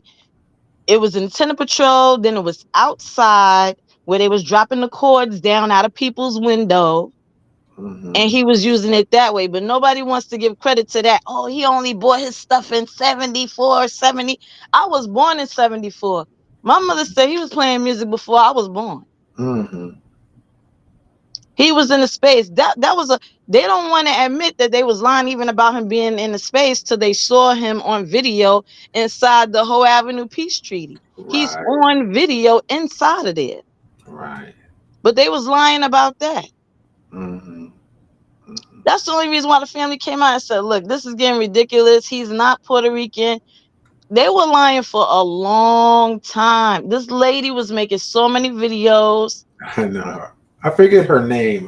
Do you remember her name? I I know who you're don't talking I about. don't even know. I re- My I remember that. my sister was arguing with the colonizer before I even knew my sister had a page. The only Mhm. reason why I knew it was her is because she had the picture of my father on as her avatar. And I'm looking like, who? I was just getting recommended to videos after I realized people was making videos about him that had to do with him being a whole nother race. And I'm like, but now it's this whole thing with text. And I'm not saying for them not to, you know, get behind their people, because I feel like they should do videos on their own people who was Mhm. in the game, but don't try to jump and say, hey, he was before any FBA. Y'all just trying to use him as a way to weasel yourself in and claim that y'all was there first. Right. But y'all ignore all your other pioneers that came out and said, we came second. Mhm. We Mhm. came later. That's what they used. We came later. Right. Right. They're not necessarily checking their people, but they're making it known like, hey, I'm not saying we came first. They're not saying, oh, we came before everybody else. No, they will skip all those pioneers. They'll use their name. They'll name drop them and say that, see, we got this, but they will never reference the videos where they're saying we came later. Mhm. Mhm. Mhm. Because if they followed what their own people are saying, it wouldn't be no argument anymore. Even Fat Joe on his own podcast recently said, oh, my father said, oh, Poppy, why you gonna be in that rap? You're not gonna be able to be good in that because there's Right. no Puerto Ricans in there. Right. This is recently, and nobody's referring to that podcast where he was sitting with Jadakiss saying that story. Basically, he told on himself that Exactly. y'all did not dominate. It was little specks of y'all. Y'all were not dominating. That's why they only could hold up 2 people in there. This is why they always reference Fat Joe, because they can't reference Big Pun too much anymore because he's deceased. Yes, they reference him, but I'm saying like someone that's walking around that they could see all the time doing things. They all Mhm. hold up Fat Joe like he's this grand person, but it's because he's the only one they can hold on to. Right. Right. Right. I had actually did a video dealing with that. It was in a book. I'm trying to remember the book, that particular quote where he's actually a reporter, a Hispanic reporter, actually wrote down exactly what he said about how his parents didn't want him to do the rap thing, and basically saying it was this Moreno thing, and Yep.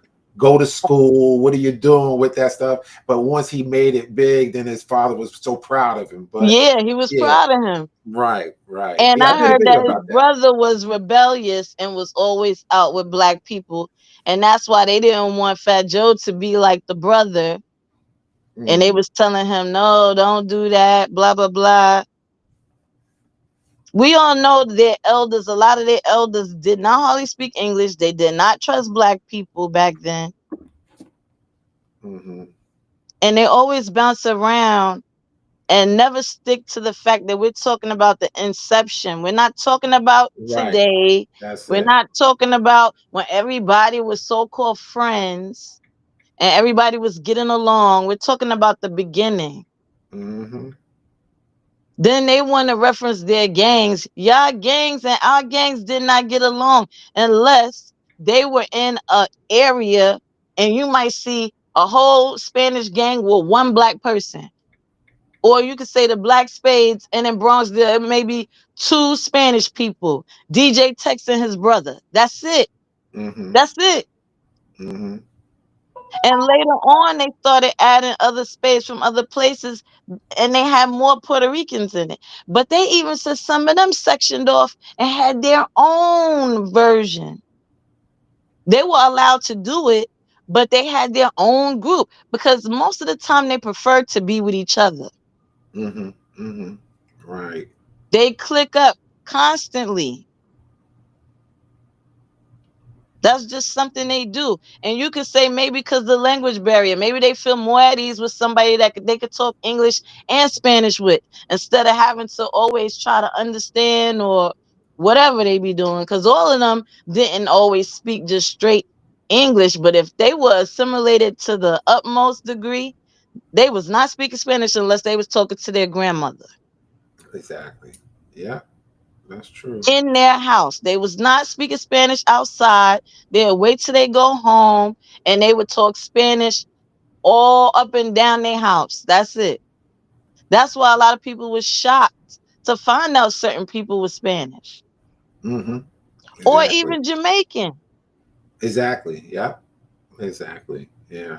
Some of these rappers that came out later and was saying they was Jamaican, I was Mm-hmm. shocked because they was not putting that in the forefront. They was not waving their flags. They was not speaking that patois till it Mm-hmm. became what? Popular to mesh different cultures in hip hop music. People got to Exactly. remember that. When it was cool to put a Jamaican artist on the hook, then you start figuring out who was actually Jamaican that was a rapper because then they want to start saying, but, big up, blah, blah, blah. And Yeah. you're like, wait, what? Yeah. That's true. They got to stick to the time that all of this stuff was coming out. Right. We just like you said, we're talking about the inception. That's it. No one's trying to exclude Puerto Ricans or Jamaicans. We just need you to be honest with the inception story. And this is why, I'm doing what I'm doing. It's because it's a shame. I feel like everybody wants to take from our culture or try to steal aspects of it and not give the proper respect that we deserve. And so this is why it's important to just constantly hit back and let them know we're not just going to lay down and allow you to steal. We're not going to do that at all.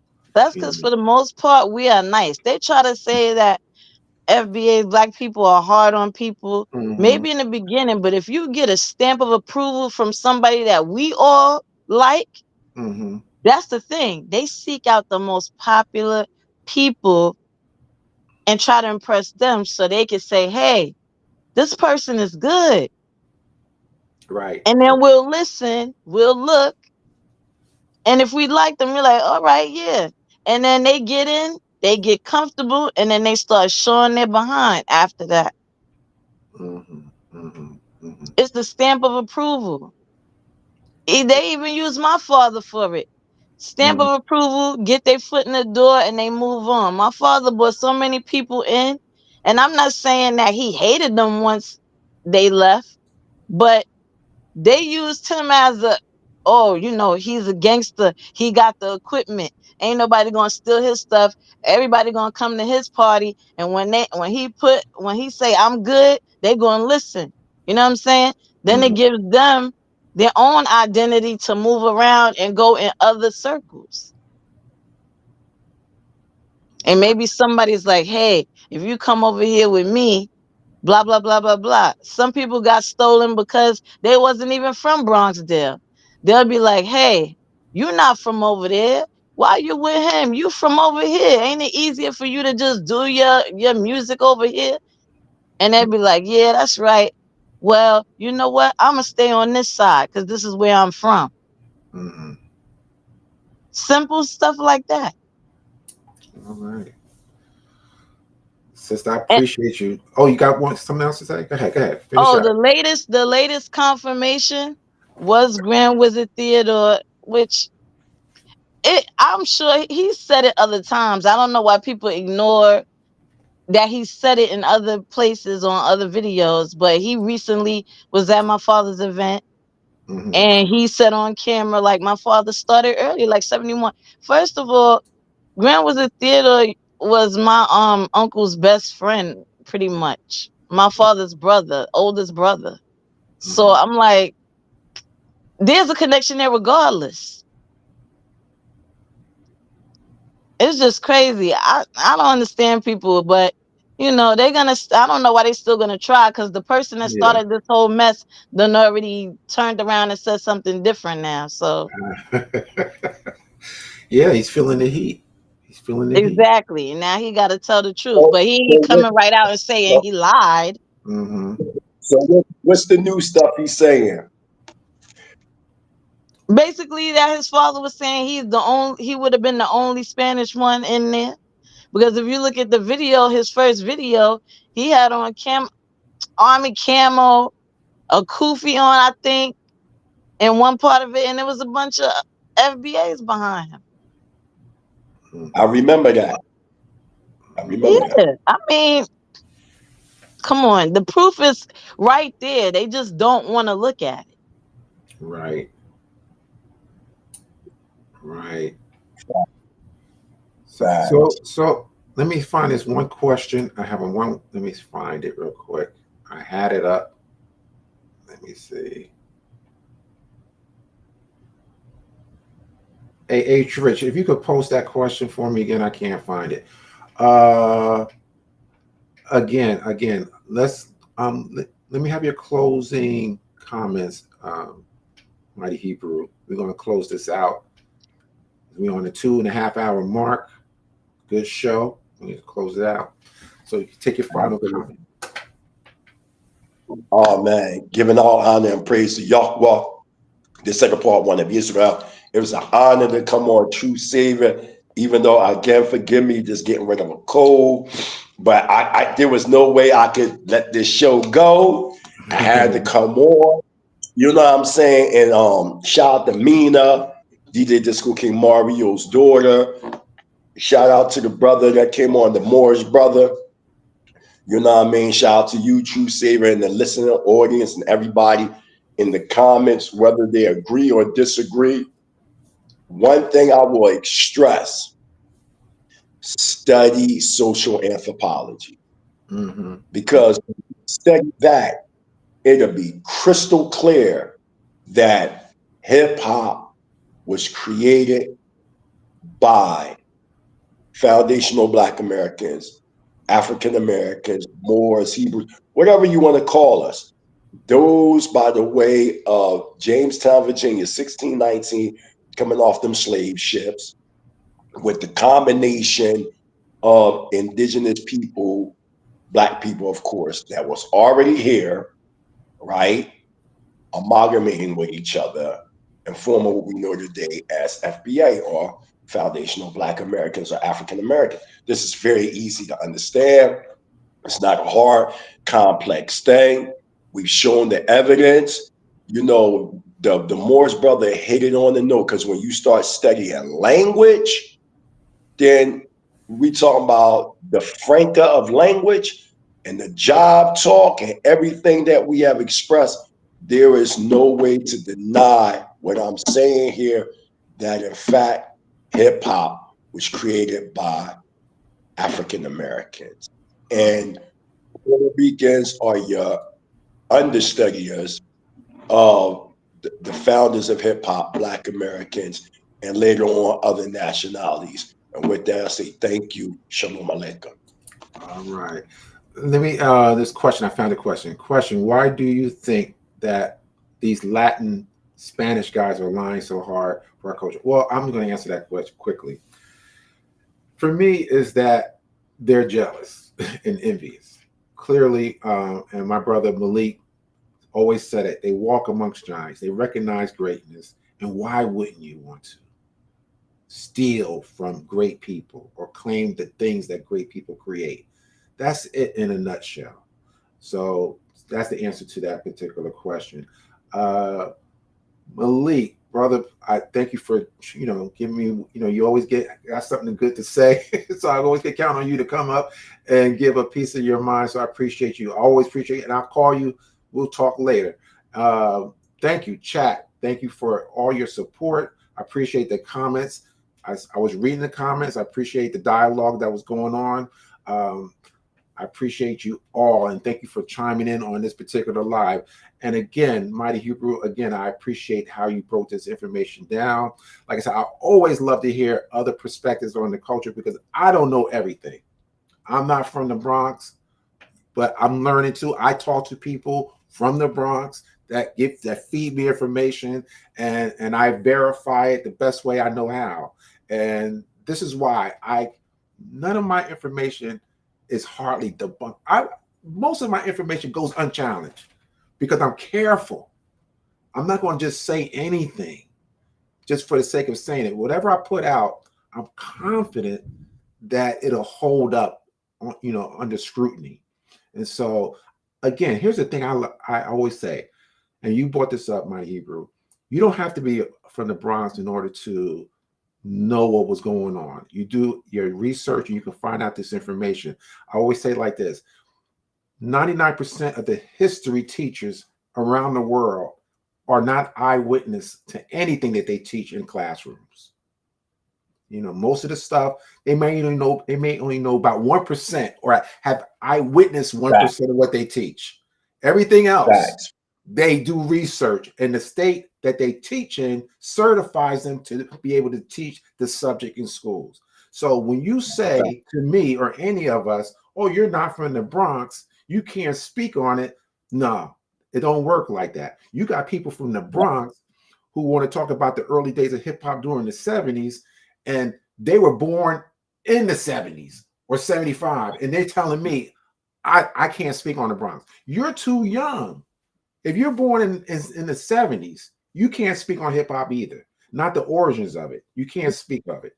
So if that's the criteria you're using, then I would say anybody that's born 73 on, even I would say even 70, because everything is happening 71, 72.